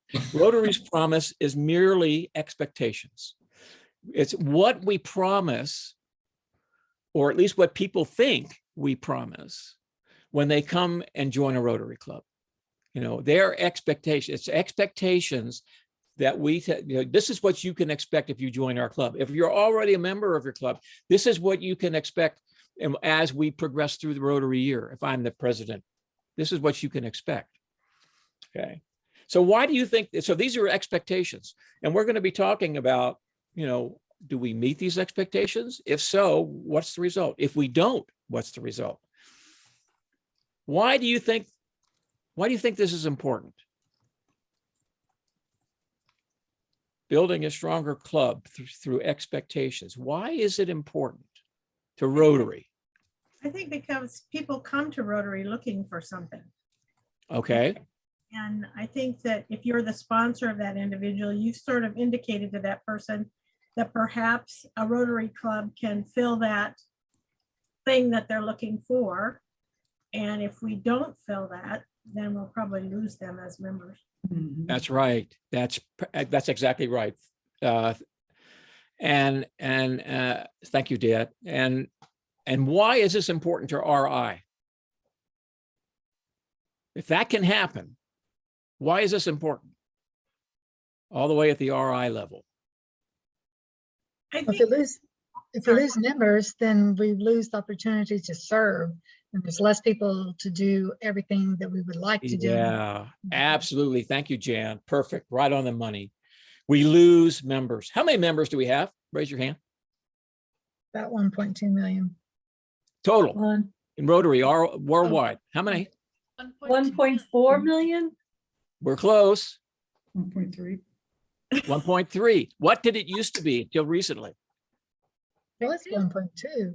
1.2. That's right. And it was 1.2 million Rotarians for 20 years. Okay. We were losing as many Rotarians as we were gaining for 20 years. It changed this past year. It's now 1.3. Anybody got an idea why? I haven't heard why, but I got an idea. That I think might be the reason. Everyone bring one.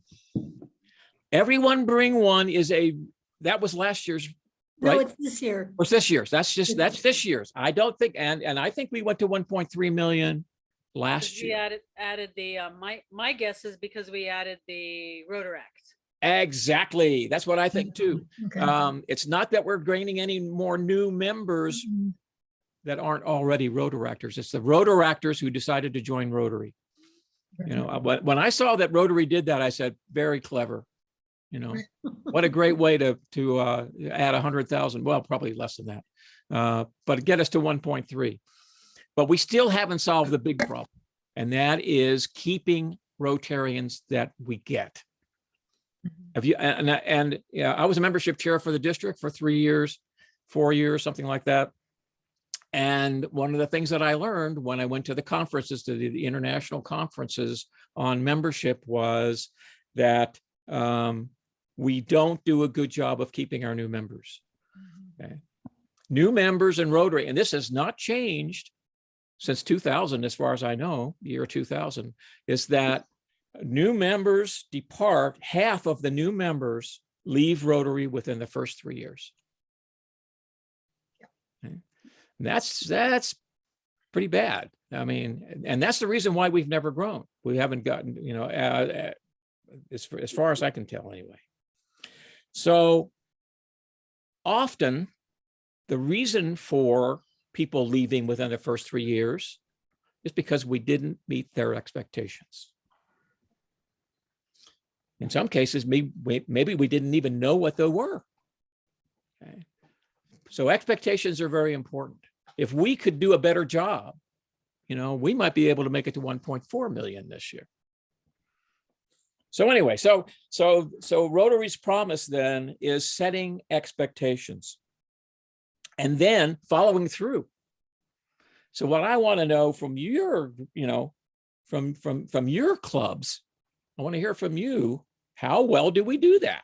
This is where you can use that, you know, I want to know in your club, what types of general expectations are set, if any?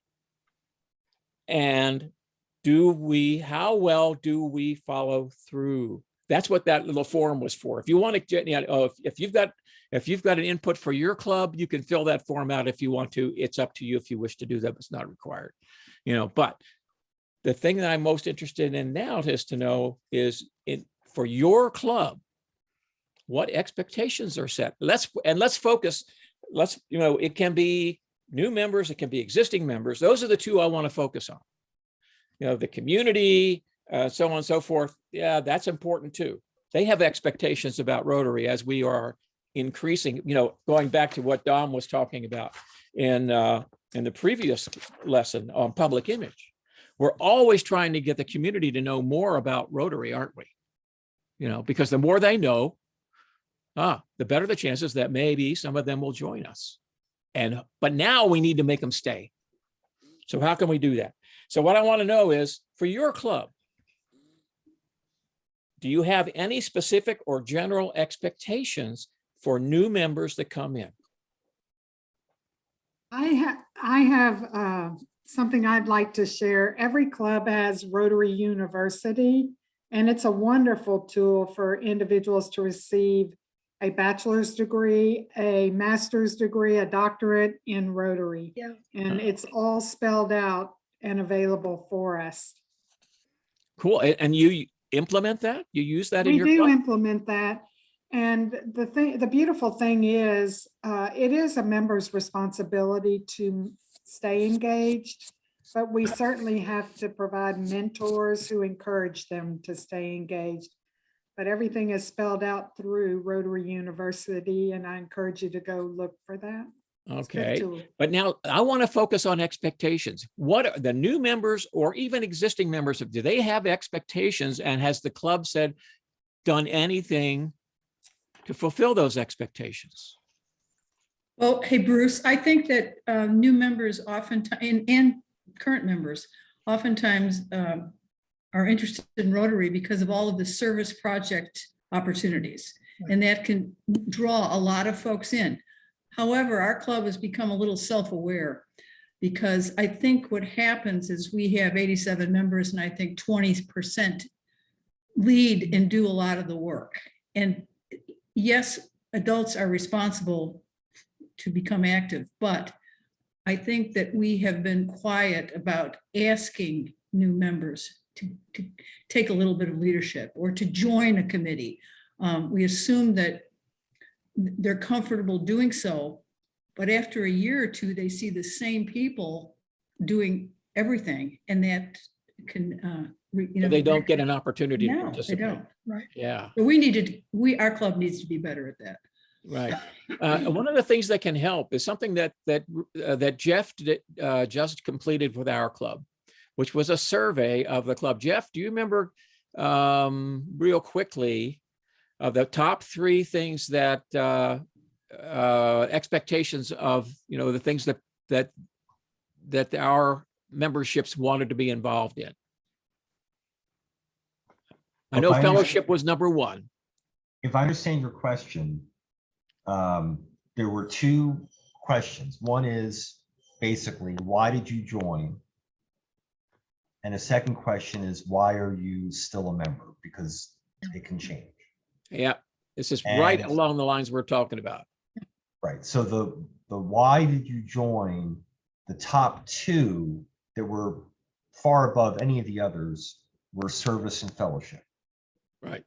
And service and fellowship were also by far, although there were a couple that were that got higher, were also service and fellowship, but service was more. So what it suggested is that there were some people that maybe joined for fellowship and networking or for other reasons. But as you all were pointing out, when they saw the service projects, if they were not aware of them, they got really excited and that became an expectation. Some of the other ones that got greater as people stayed in Rotary were things like international service, like Tom Lindsay was talking about. A lot of people didn't know about the international service, but when they saw it, they got really excited. And also youth service. Both of those became much greater as people stayed in Rotary longer. Very good.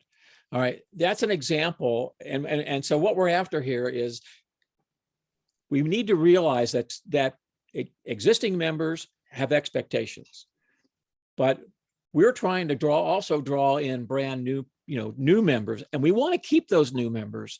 And what Rotary is saying is that if we can't find a way to meet their expectations, we're going to lose them. Okay. And so that's what I'm trying to get from you guys is, have you seen that happen? We got one, I think Ellen gave us a real good description of what's going on in her club. Anybody else, got any ideas about, are we meeting, or is your club, basically, this is it. Is your club meeting the expectations of its existing members and its new members? What do you think? I think most clubs are probably not. One of the things I'm a proponent of is when we bring people into the club, that we ought to have had enough conversation for them to join a committee immediately, so that they have a purpose. And the other part of that is, I think we oversell the networking. And I think a lot of the younger people come in looking for the business networking. And that is not really an emphasis in Rotary. Yeah, It may don't. happen, but it's not. But Bill, I interrupted you. Oh, I was interrupting you. Go ahead, Bill. We don't, in the Rotary Club of Albuquerque, we do not emphasize networking. In fact, we pretty much tell them that this is not a networking club. It is a service organization.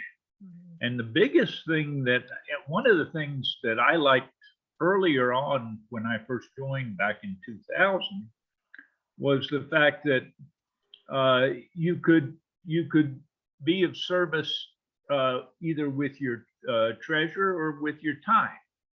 And if you didn't have the treasure, you may have some time that you could donate that would be very helpful.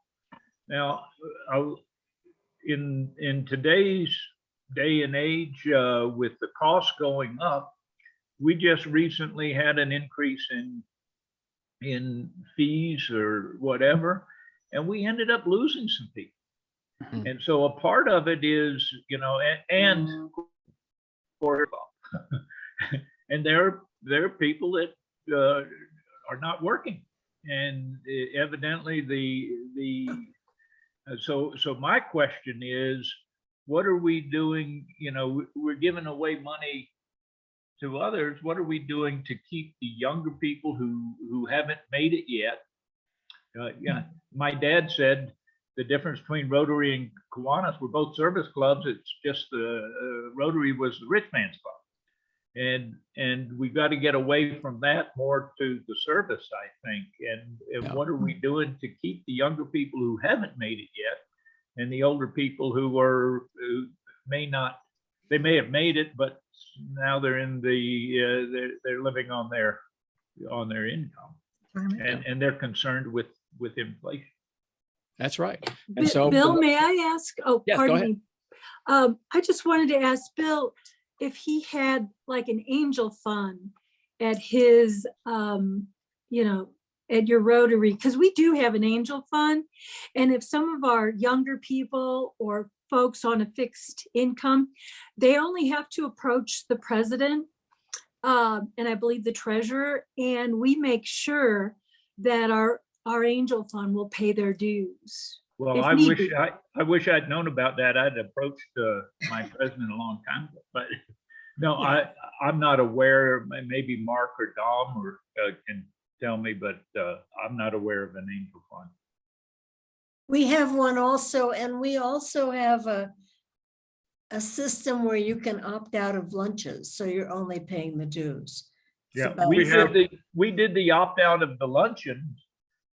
However, we discovered that, you know, even though they may have opted out, there's still a cost involved with their being there. So they they recently set a minimum fee, essentially a monthly fee for those who have because the cost of luncheons are just, I mean, I can get a $2.50 sandwich for $50 for lunch. Isn't that right, Mark?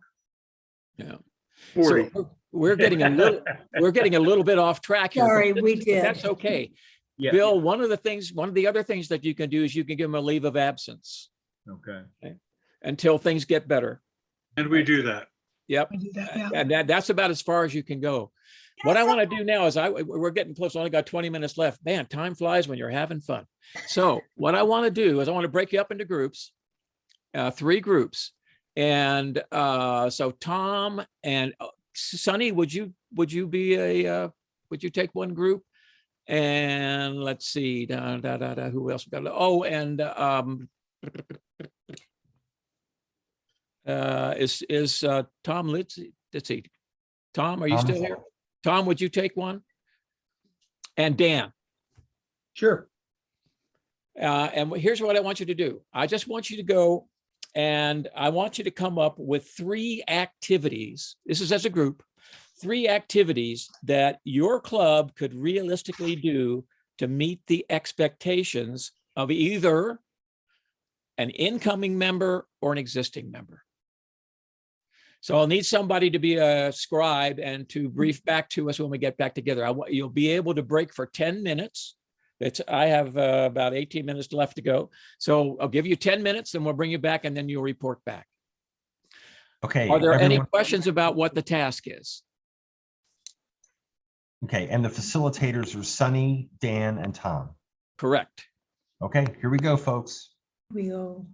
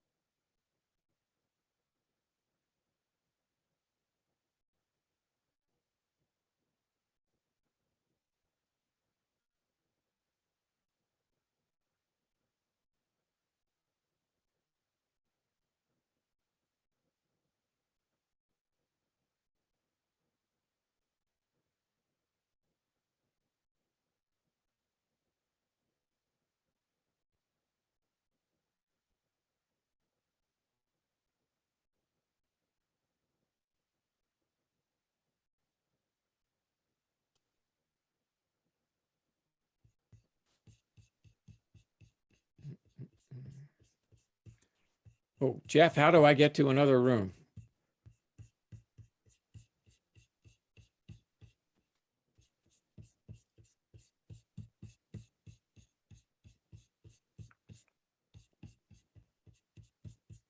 Uh-oh.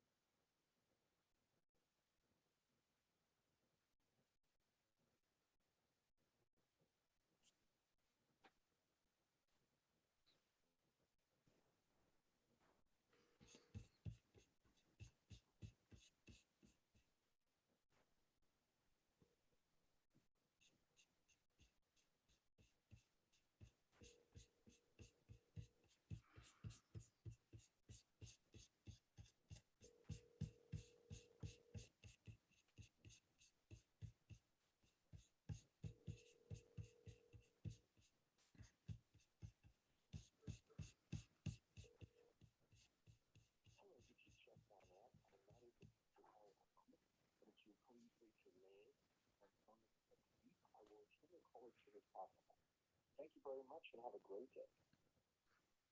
At the tone, please record your message. When you've finished recording, you may hang up or press 1 for more options. Jeff. Hey, it's Bruce. I'm stuck. I thought I could bounce around between rooms. I went to one, then I came out. Now I'm by myself. Back and it started recording again. So anyway, I was hoping to bounce around between the rooms, but now I'm stuck back in the main room by myself. And George Hobbs, who has left his office there. Anyway, that's where I am. Bye.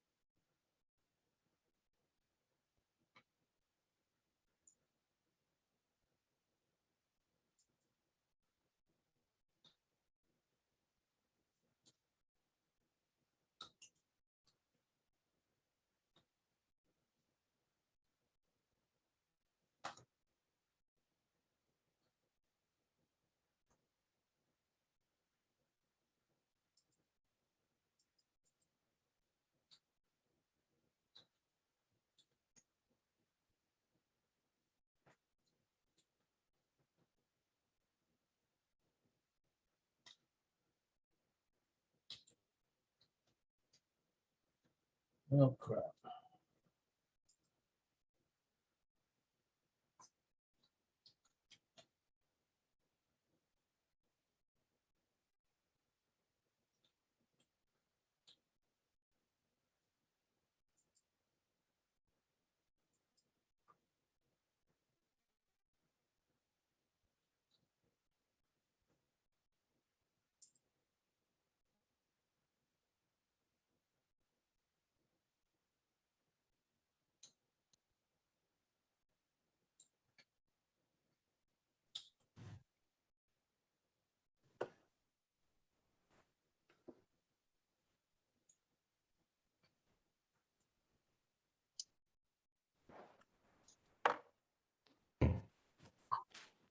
All right. We have not everyone's back yet. We're trickling in. Yeah. Do. Are we missing a whole room? I think so. And Well, we're there was missing like a 60-second Jeff. close. So they may just be finishing up.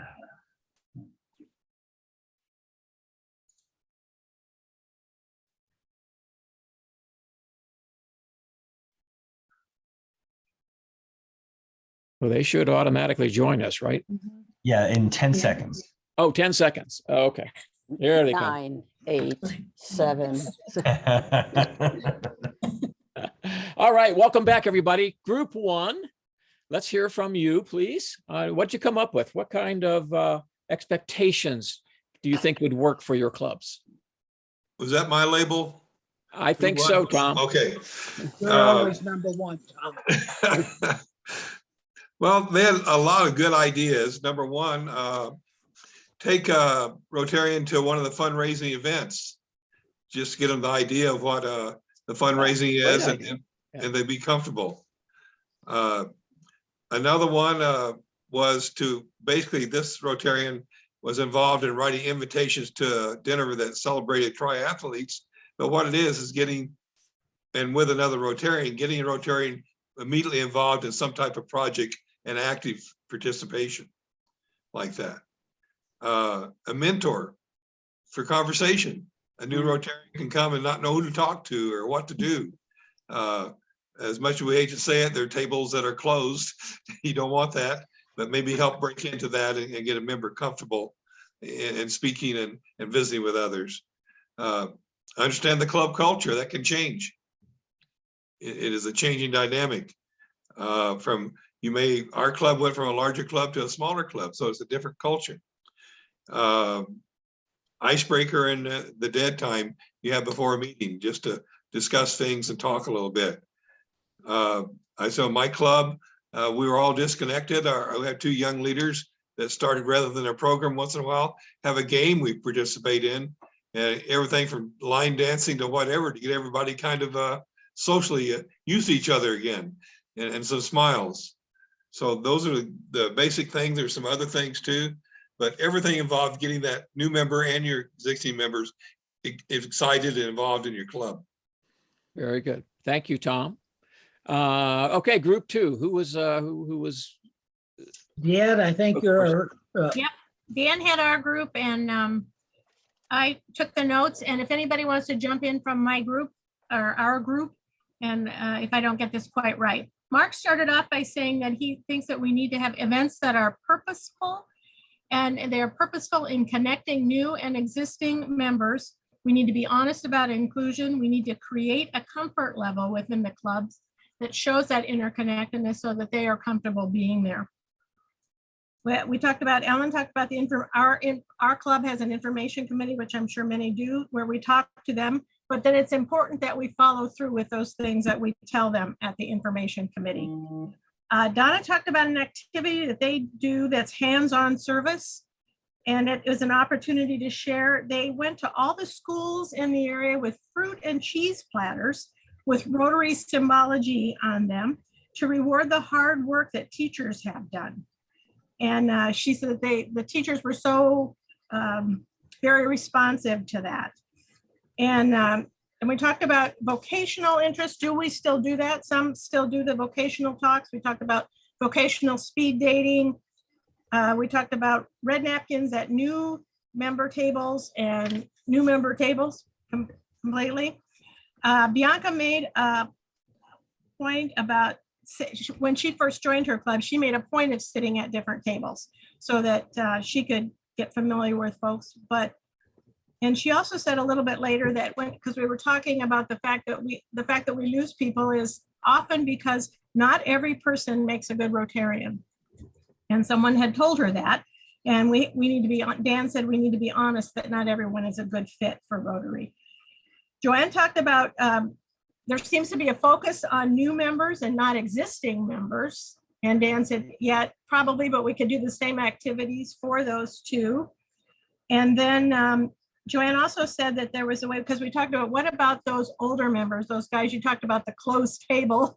What about those older members? And she said one thing you could do is have people, because Bianca said it would be nice to tap into the knowledge that those folks have. And so Joanne's idea was that you would start in reverse order, with longevity in the club, and allow them to speak at a club meeting for 5 minutes at the podium.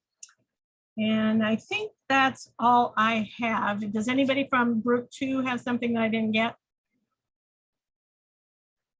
Silence No, is I think that is great. Thank you. Good job. Thank you. Round of applause for Juliette. And I flunked shorthand, so there you go. Okay, Sunny, group 3. Yes, Hollis is our scribe and reporter. Thank you very much. Actually, I'm really pleased with what I'm hearing because I kind of thought we'd all come up with more or less similar things. I hear a lot of variability. Where we started off is when we were talking about maybe we've got an analytical bent to us, but you know, we want to survey the expectations of our existing members and our new members, but maybe we need to also be looking at a post survey. Did we do it, or are these expectations changing?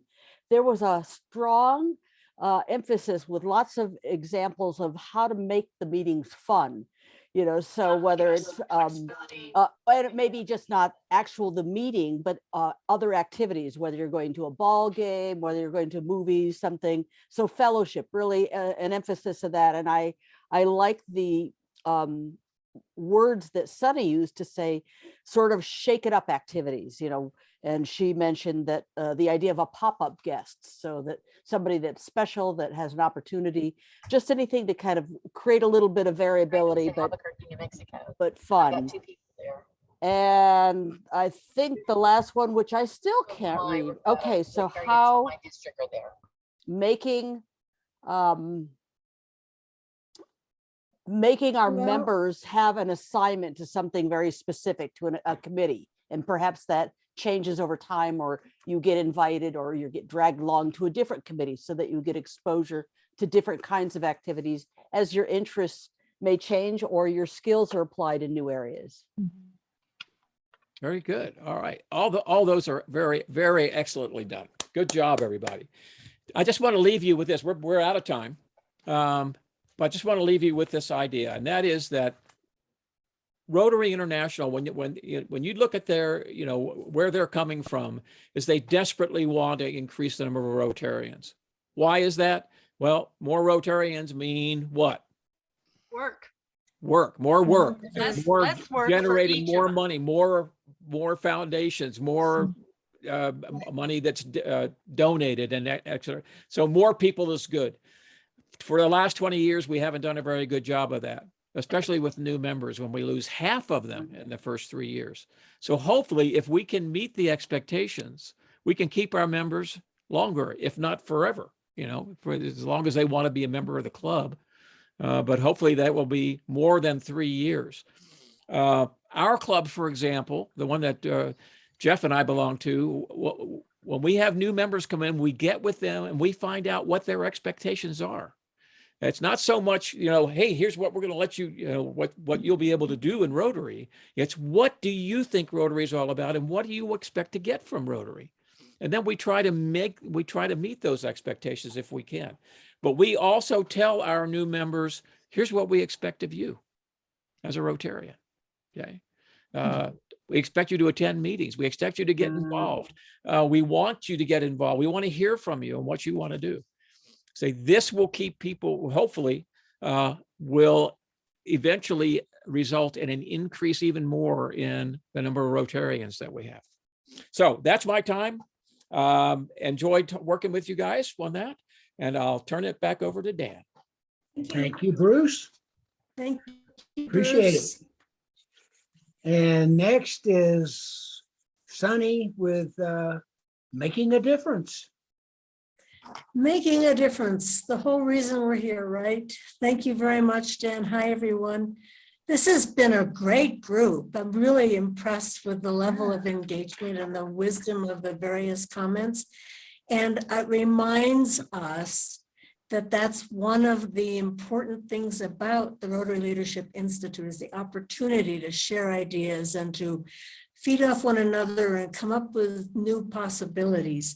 So Jeff, could we bring up page 1 just for a moment, just to ground ourselves in what we're about here? And I will ask for, I'm sorry, what did you say? Ask for a volunteer to read the sentence underneath the title of Making a Difference. As And I can't see you further, all. Go. as I further my Rotary journey, I will help assess my own experience and growth through RLI and help improve the path for others to follow. Perfect, thank you. And one more person to read the session goals. Okay, come on, not all at once. I'll do it. Thank you.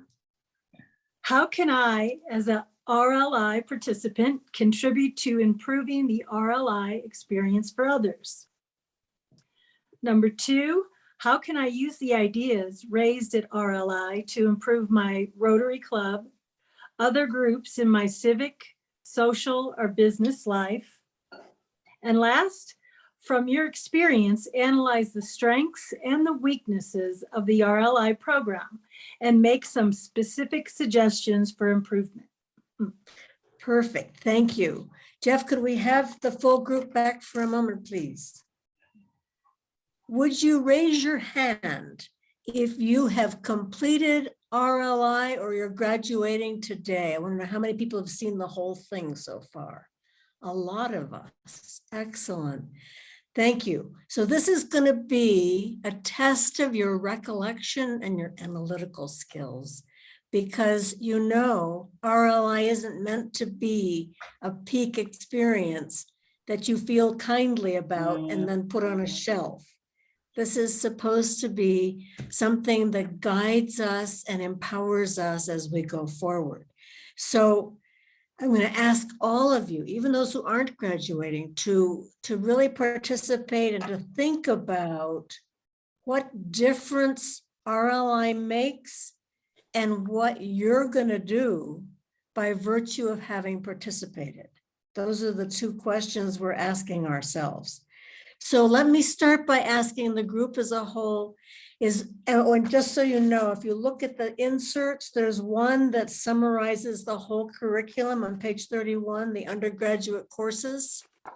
By the way, undergraduate, that implies that there's graduate, and Dan, you and I want to talk about that. Anyway, undergraduate courses, and then there's an action plan on page 32, which we'll be giving you time to complete at the end of this session.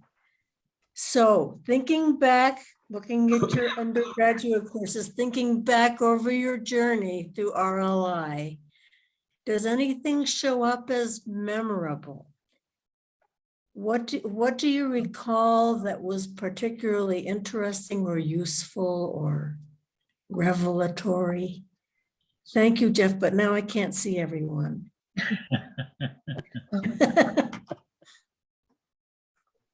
Anyone, any thoughts? Does anyone remember any of our? I remember openness of every participant. So just a good example of Rotarian in action through the meeting. That's what I remember like the most. And I didn't even know that I'm graduating. I think I'm graduating. It's the 3rd one, right? Yeah. I didn't know. I was like, I think there's 4. Oh, there are 3 that makes you a graduate. Don't forget that there's an invitation to consider being a facilitator. facilitator of RLI. So other thoughts about that? Or let me ask it this way. Does anyone remember having implemented anything from RLI in your clubs or in your life? I want to answer the first one. Okay, yeah. That I found most helpful, Ellen and I have co-facilitated RLI for quite a few years now, but one of the things I found most useful was that Rotary Club self-evaluation of performance and operations. Because it's 8 pages, right? And so we would break them down into groups and have them look at those different things, and then we would talk about it. But it is so thorough, and it covers so much of what we would like to do and accomplish in our clubs that I just think, had I had this before I was a club president, it would have been very helpful. What a great point. Thank you. It's a wonderful resource, isn't it? If you want to look at every nook and cranny of how your club is operating. What is the resource? I'm sorry, I missed that part.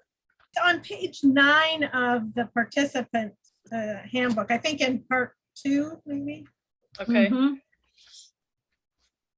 Yeah, I've not been the president, but I can't imagine them not having this before they become a president, because this has a lot of information that I don't think they can get. And our just came back from Pets, and they said they had massive amounts of information that they're still absorbing, that it's mind-boggling. So was the handbook given out at the beginning? Because I never got one. Of course, I missed the first one. I've only been to 2. So is there a way I can get a hold of that handbook? Well, you're getting it in pieces. As you take each course, you get a PDF file with all of the materials for that session. This is my second session, so I haven't gotten a file yet. But You can go online to RLI. Should have. Should have got it. So that means that you have to Bill? repeat the first session. Bill, I will send you the ones for the sessions. Okay. I appreciate that. And talking about implementing, I'm a member of our Public Relations Committee, so I'm going to talk to my committee chair about implementing a couple of things from. Oh, excellent. Anything in particular? Well, I thought I would see if we could invite either a reporter from both TV and from the newspaper to a couple of the club meetings, especially when we have really interesting speakers. Excellent. Great idea. Thank you. And Jeff, you can probably tell people quickly what the website is for the materials, RLI Files. Correct. Yeah, RLIfiles.org, I believe it's a .org. Give me 1 second. We're checking on that. .com is what you said before. Oh, then it's .com. That's what I've written down. RLIfiles.com. Yes, RLIfiles.com. Yep. Has all the current materials. But I still don't, I don't know what you got. Page 9 of session 2. I'm sorry to go. I'm sorry, Bianca, part 3. Part 3. Okay. It's under the strategic planning part. Okay. All right. Super. Thank you. Thanks, Sorry. Dad. So you'll get that, I guess, today at the end of the session. Yes. Okay. Go ahead. Go ahead. That's fine. You sure? Okay. Yes. So I'm going to ask you to be in groups again and work a little bit harder on this, because there are 2 questions to be answered. One is, maybe I better tell you who your facilitators are first so they can be particularly paying attention. Tom Lindsay, are you good to be a facilitator again? I'm here, yes. Great. And Bruce? Is Bruce still here? Yes. Thank you. And Dan, will you be a facilitator? Okay, great. So here we're going to put you in 3 groups again with Tom, Bruce, and Dan as your excellent facilitators. And we have 2 questions for you. One is, are there issues in Rotary and in our clubs where RLI either has helped or could help? And number two, let me give you like 12 minutes. I think we can afford 12 minutes. What did you find effective about RLI, and is there anything you would change? I know it's hard sometimes to be critical, but give just a few minutes to that conversation as well. What was the because second one, Sonny? What did you find effective about RLI, and what would you change? And when are we reconvening? In 12 minutes. Got it. Okay, we ready, everyone? Yep. Here we go. Everyone? Okay, thank you. See you in 12.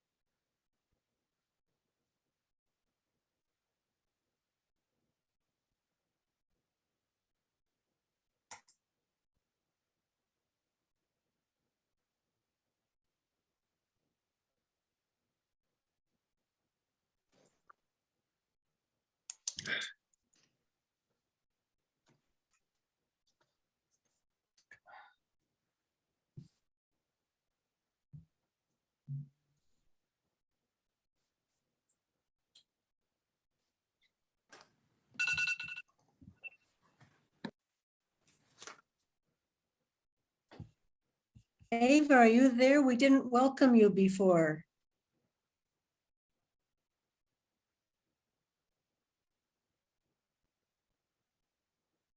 Off on mute. Okay.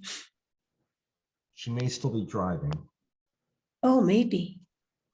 And Nikki's back. I'm Hi. here. I'm Welcome. here. I'm Welcome. here. Oh, are you good? Just no camera, right? Welcome. Good to see you. Are you talking to me, Nikki? Ava. Oh, okay, good. I was gonna say, I think I see my picture. I see you, yes. Oh, we see you. Ava joined us late. So we don't have a lot of time left, and I want to make sure you have time for the action plan at the end. So could we do a brief report from each group so we can hear some of what you came up with? Beginning with group one. Who is group one? Is that you, Tom? Okay. Basically, the first question was, how could it be applied to some problems in Rotary or your club? One of the common thing was mentioned that a difficult member, but thing is getting members to take the course, RLI, so your members have some of the same direction and knowledge about Rotary that might get rid of some misunderstanding or miscommunications within a club without you having probably to be you having to settle the difference. It would really help. And I've seen members do this, and it does mean a lot, that information. This is not only the second one, well, even the first one, this is not only a presentation for leaders or future leaders, but for all Rotarians. At first it was the idea of leadership. People wanted to be leaders in Rotary, but every Rotarian needs this because it gives a good common base of knowledge that you can grow from. As I say, it's not set in concrete. You can grow from this though. It gives a discussion. So probably, we had good compliments. A lot of people like the Zoom concept, which is great. And it's been used, and also and compliments to all our people who have led these groups, Dan and Jeff, and in the past Kathy, is that it's well organized and very efficient and well done. And so maybe we can branch out and become national. Okay. Thank you. All right. Thank you, Tom. Group Okay. 2. Who is group 2? Dan, is that yours? That's my group. Who wants to report? Joanne, could you do it? Maybe that's the wrong question. Who will report? I'll be happy to report. If others will join in and add to my report, then that would be wonderful. Okay. We felt like, and I cannot remember who said what, but we had a fabulous group. We feel like there is a thread that has been passed through all pieces of our training, and that is member engagement. The focus should be on member engagement, whether it be new members or longstanding members. And we should remember that there is a block that covers communication, and the main issue there in communication is that we should be totally transparent. It's not welcoming to hear things that have been undercover for so long, and there's no purpose behind that. So those were my 2 key takeaways. Very nice. Thank you. Hello. Are we ready for group 3? Hello. Hollis. Okay, all right. Well, our group already decided before everybody spoke that all of the good ideas we agree with. But more specifically, one of the issues, or one of the things that RLA has helped with for our people, in some cases, the part on Rotary image, PR training, there was a strong interest in the evolution of using Zoom to become more engaged in a variety of ways that Rotary is involved, both locally, regionally, and even internationally. I think where we got a more energized conversation is where's RLI been effective, and where has it maybe, what things would you like to change? So everybody really liked the facilitators, bravo, kudos, the pace of it, and the handouts. There was some discussion about how it was done before, although it was brought up that typically it's really good to have, for good absorption, and to go back to your clubs and observe and then come back, that if you could have 6 weeks minimum between the sessions, that might be ideal. That's not always possible. People really like the lack of charge or expenses related to doing it this way. You're not having to pay for a hotel or give up your weekend if that's something that's important.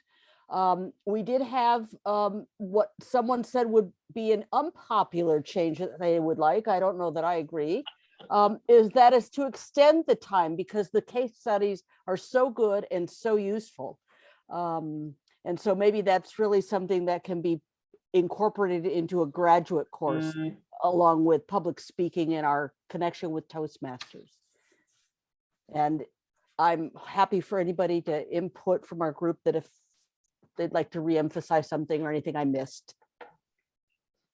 Oh, good job, Hollis. Thank you. Thank you. Capture it, Hollis. Thank you. Thank you, everyone. Could My we pleasure. applaud the entire group's efforts in this regard? A Thank you. round of applause. A round and a square, I'll drink to that. multiple squares. I can't do a triangle. Okay. Now, remember I said this isn't to sit on a shelf. There's always going to be more to learn. But in the meantime, we want to give you an opportunity to think about what you will take and use, at least in terms of one goal for yourselves. And therefore, I'm turning your attention to insert MD2, my RLI personal action plan. And we're going to give you 5 minutes to fill this out. What is that, Jeff? Okay, it's coming.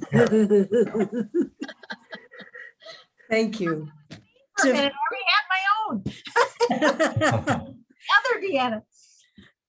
Fill this out for yourself with at least one thing that you can make happen and will make happen because of your participation in RLI.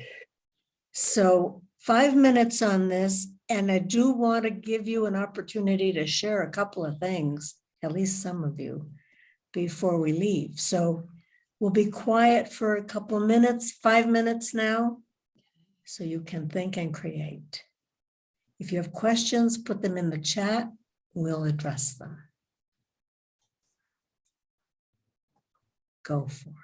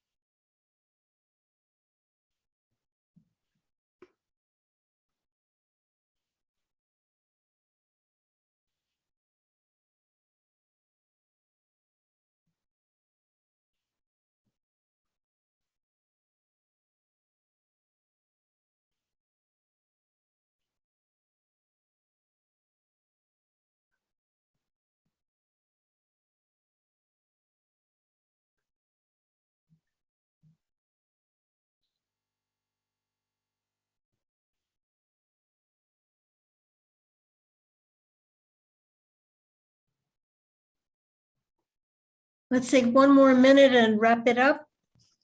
Get those last ideas captured.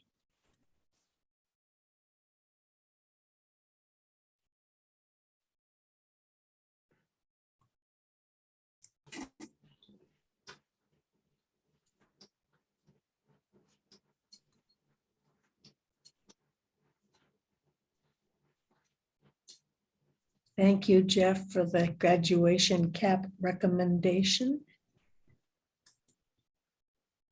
I see we have a couple.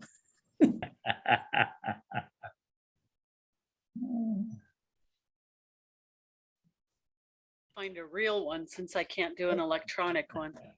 Well, that's pretty cool, Bianca. So where was that effect? Can anybody point me out? Yes, where if in you Zoom know it where was? your video camera is, to the right of that is a little like inverted caret thing, which if you click on gives you a choice of either virtual backgrounds or virtual filters. And under filters, you will see hats. Actually, it's under visual effects, isn't it? Excuse me, not filters are one of the effects. Yes. You see it? Yep. Good. Thank you. You're welcome. Using the hat. Under the little caret to the right of your video camera takes you to backgrounds and effects. Gotcha. Now, while people are wrapping up, are there a couple of you who would like to make your declaration known to the group? There's power, of course, in having it be a public conversation. Anyone want to share what they're going to do with RLI?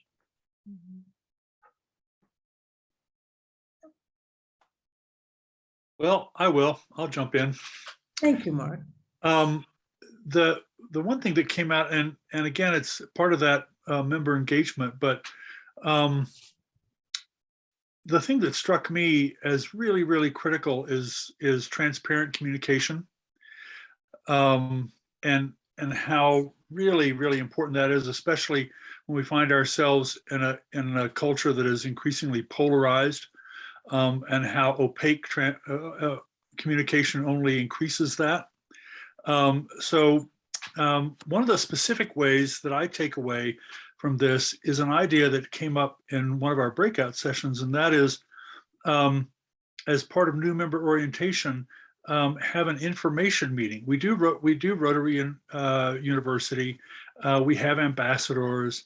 We take people through different stages, but an information with club leadership, and specifically president-elect, past president, and in our case, an executive administrator, and maybe additional members, just to have a meeting with new members and let them ask whatever they want, and just communicate directly and transparently with them about the club.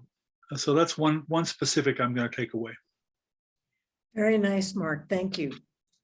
Excellent. I think we have time for one more. One more person. I'll do one if you want, Sunny. Sure. Okay. I thought what I would do as a result is plan for new members to increase membership, because we have an issue, and from 5 to 10 next year. And it is definitely measurable because it's from 5 to 10. My action plans would be, there will be a new membership chair, and the other one was amazing, but he's now the historian. So we want a vibrant new membership chair, and this chair will know that we need to have a new membership event each and every quarter. They're going to have a committee. The membership chair will be on my board, because it is the most important thing for a club to thrive, I think. And anyway, those are my things. Yeah. Nicely done. And I hope it works, you guys. Let us not relegate it smart, to the though. domain of hope. We actually have confidence in you. Let us know how we can support you. So listen, everyone, this is all to remind us that everything in Rotary is about making a difference, including RLI. And our objective is to have this make a difference and have us make a difference with it. One of the exercises we did not do, but which you have in fact been doing, was if I were to sit in front of you and say, okay, I'm your club president and I haven't done RLI, convince me why I should. I think you've made some wonderful comments, many of you, about why people should would want to take RLI, and we count on you to spread the word and to look at being facilitators as well. I'm going to close with one of my favorite quotes. Some of you have heard me say this before. The thing that someone told me when I first joined Rotary 25 years ago was that Harry Truman once said, "Put a Rotary club in every town and I will underwrite world peace."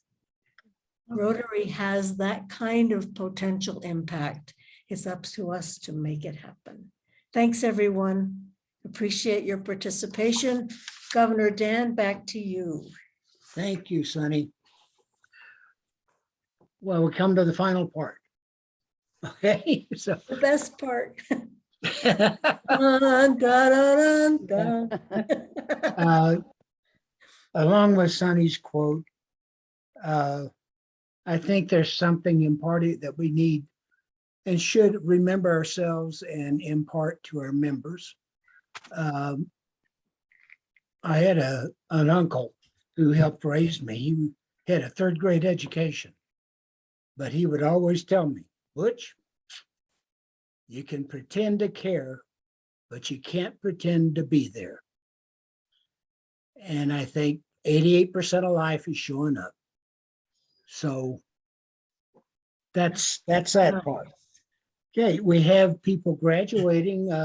Nikki, you want to take your group first? You're on mute, Nick. I was gonna say, I better unmute first. I'd be happy to. It looks like we have 2 that completed the session today, so are eligible for graduation. And in alphabetical order by their club name, I guess by their last name too, it would be. But we have Deanna Varana from Lincoln South Rotary Club, my club president. Do you have a, oh, she's got a glass of wine. All right, good for you. Cool. You know, I do not have a graduation cap because mine wouldn't come up on my computer, but I do have my Lincoln South Rotary Club wine glass, which has grape juice in it. And if you believe that, you're next. Deanna has been working really hard to get this on her schedule and to get her graduation in place. She really felt that this program was important. And I'm really proud to say that she's the president of our club this year. She's done some amazing things. You know, one thing I noticed today as I was working on some things is we've been able to have our club news printed in the local newspaper, Lincoln, Nebraska newspaper, 13 times this Rotary year because of the amazing programs that she's put in place. So we thank you for that, Deanna. You are so welcome. And I have this special book that I'm going to give Nikki at the end of the year, and it's called The Pain and the Great One. She is the great one, and I am the pain. And she will vouch for that because I have kept that girl hopping, let me tell you. Yeah, so it so happens I'm the administrative assistant for our club also, so she does keep me hopping. And speaking of great ones, the other graduate from Lincoln, from District 5650 is from Omaha Downtown Rotary, the current president, and that's Eileen Warren. And she's done amazing things in her club as well, although I can't tick off exactly what they all are. That club has always done some terrific things. And one of the things they do every year is a program where they recognize outstanding leaders in the schools. And they have hundreds of people that come every year. One gentleman that I met from, I think it was Omaha West, said that he was a participant in that program and was an award recipient when he was in 8th grade, and he has never forgotten the impact that had on his life. And he has since been a Rotarian and a club president, and he's going on to do more. So Eileen, thank your club and you for everything you do, and congratulations on your graduation. Thank you. Thank you for allowing me to be a part of this. It was great. And we are going to have that event again this year. It's going to be May 11th. And Alexander Payne is actually our speaker. And he was an 8th grade Rotary. We recognized him. I wasn't there at the time, but we recognized him as someone who was recognized when he was in the 8th grade. So excited to keep that going. Wonderful. Thank you for allowing me to do those graduations. Sure thing. Ava? Yes, sir. Were you going to talk to your people today? I am going to say just a few words. I am not near as prepared as our previous speaker was. You did a fantastic job, but I'd like to recognize Joanne Brown and Jan Ricketts, both from my district, 5910. We are just south of Houston, around to College Station in Texas, and I'm proud of both of them. Jan has had a little bit longer journey to get from 1, 2, and finally was able to take 3 because of your wonderful generosity. And then Joanne took 1 and 2 not that long ago, and we were looking desperately for a 3, and you came to our rescue. So thank you both very much. And I'm extremely proud of both of them. Thank you so much for coming, and be looking for your invitation to be a facilitator. Great. You please understand, anyone is welcome. We are Rotary. Okay? Exactly. So that's what we do. And we have several graduating. Jeff, could you put up the group certificate? We have Bianca. Wow. Earl couldn't make it today. George Hobbs, Hollis Gillespie, Jeanine Kelly, Donna Mellinger, Mark Goodman, and Monica Varn. So this is from all over our district. I am impressed with the quality of Rotarians wherever they come from. It's been a good ride. I think all of you except George Hobbs just received your graduation certificate via email. I've just sent them to you. Yeah.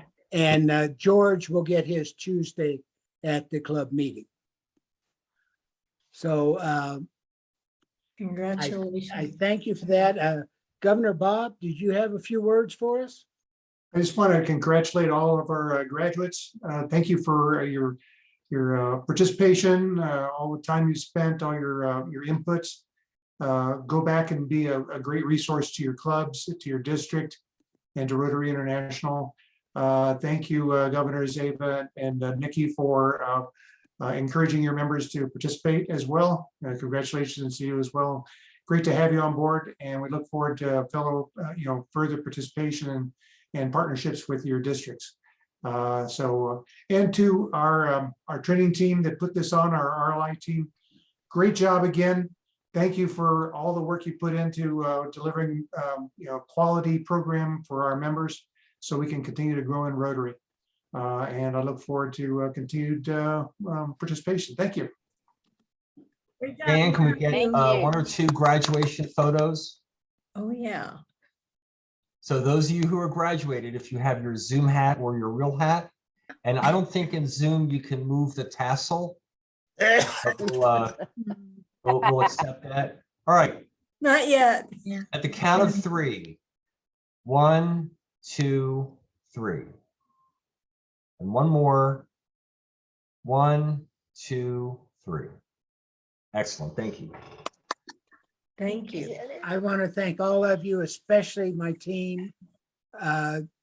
They're constantly coming through and being there and giving of their time and their effort and actually think they're having fun. So it's great. And I hope to see all of you. If you're at the district conference, please look me up. I will be there, and I would love to talk to you, and I may even have an interactor or 2 with me for you to talk to. So thank you, and good afternoon. Thanks, everyone. Great job. Congratulations, graduates. See you next time. Travels home. Thank you, everyone. Thank you, Dan and Jeff, for all your work. Bye. Bye, Bye. everyone. Bye. Nice to see you again, Sunny.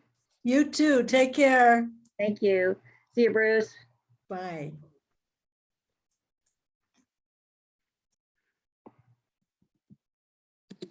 Jeff, thank you for everything. Oh, you are Really very welcome. appreciate it. You Yeah. keep us all in line. Well, we're a good team. Yeah. And now I know that to remind you that, let me bounce around if Yeah, I no, I just assumed because that's what happened last time. You automatically set me up. I said, oh, I think it's going to happen again, but okay. I enjoyed my time with group 3.